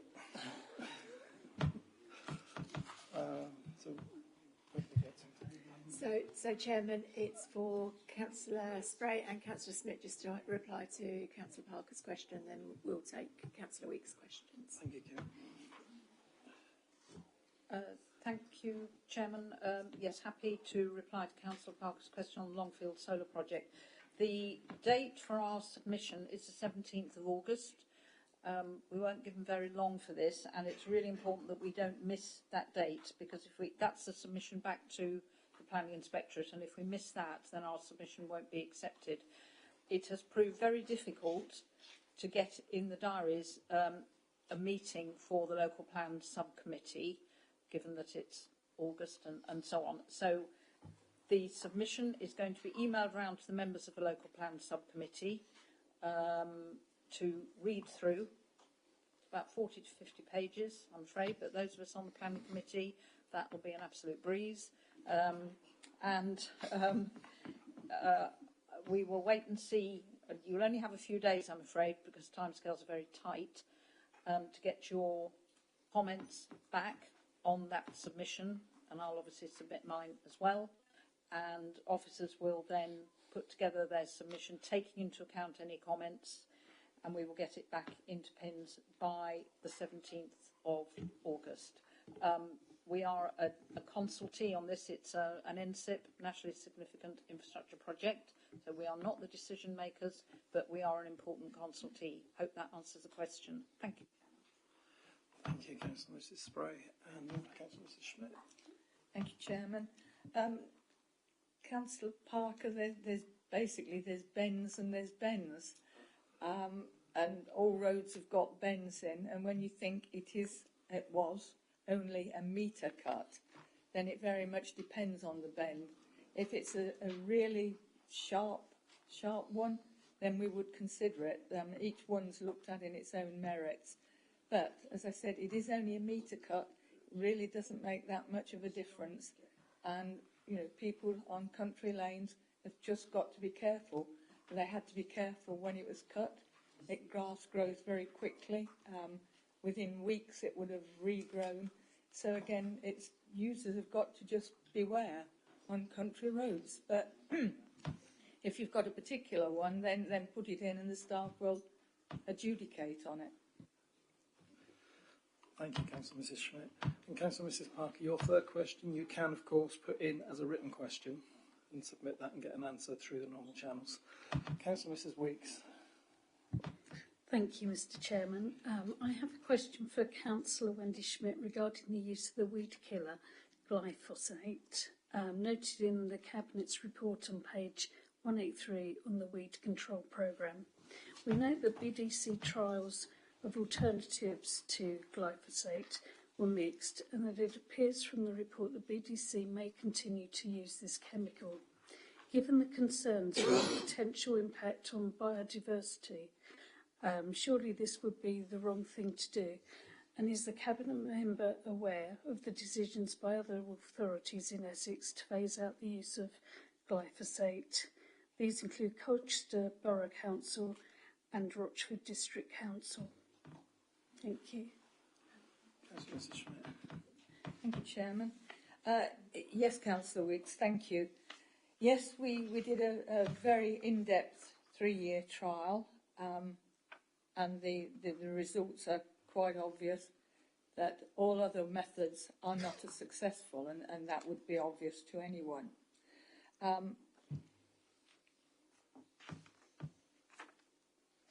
The council, like all councils at the moment, have financial challenges, and we have put that the alternatives are extremely expensive compared to what they are.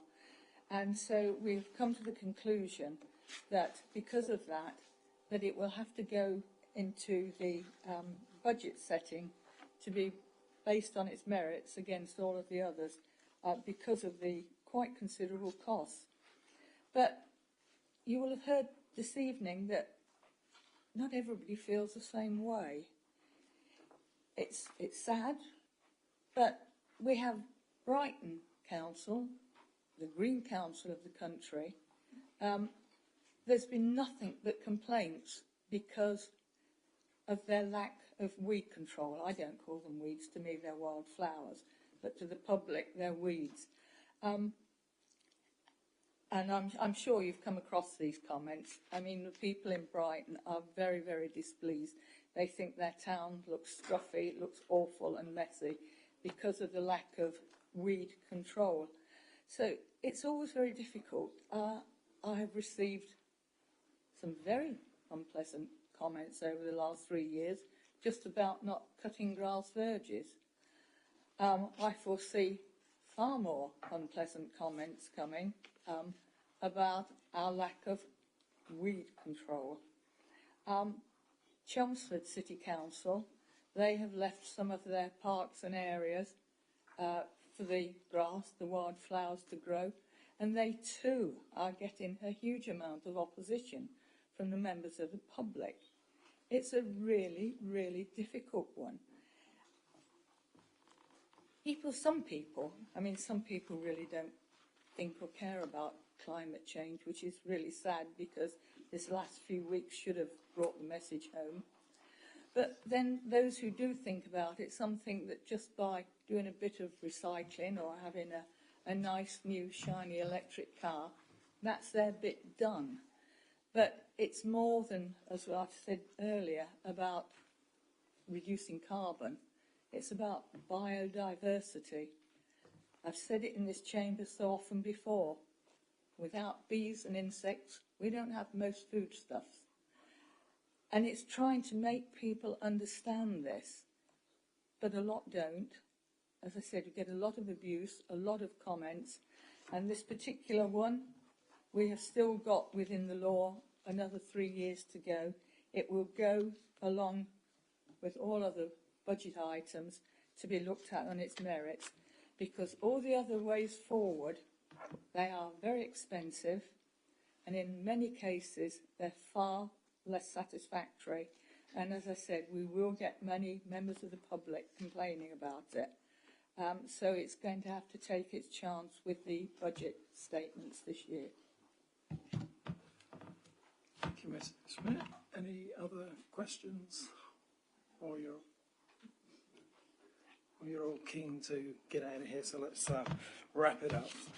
Thank you, members. That concludes this item. Any question requiring a written response will be answered within 10 working days of this meeting and shared with all members.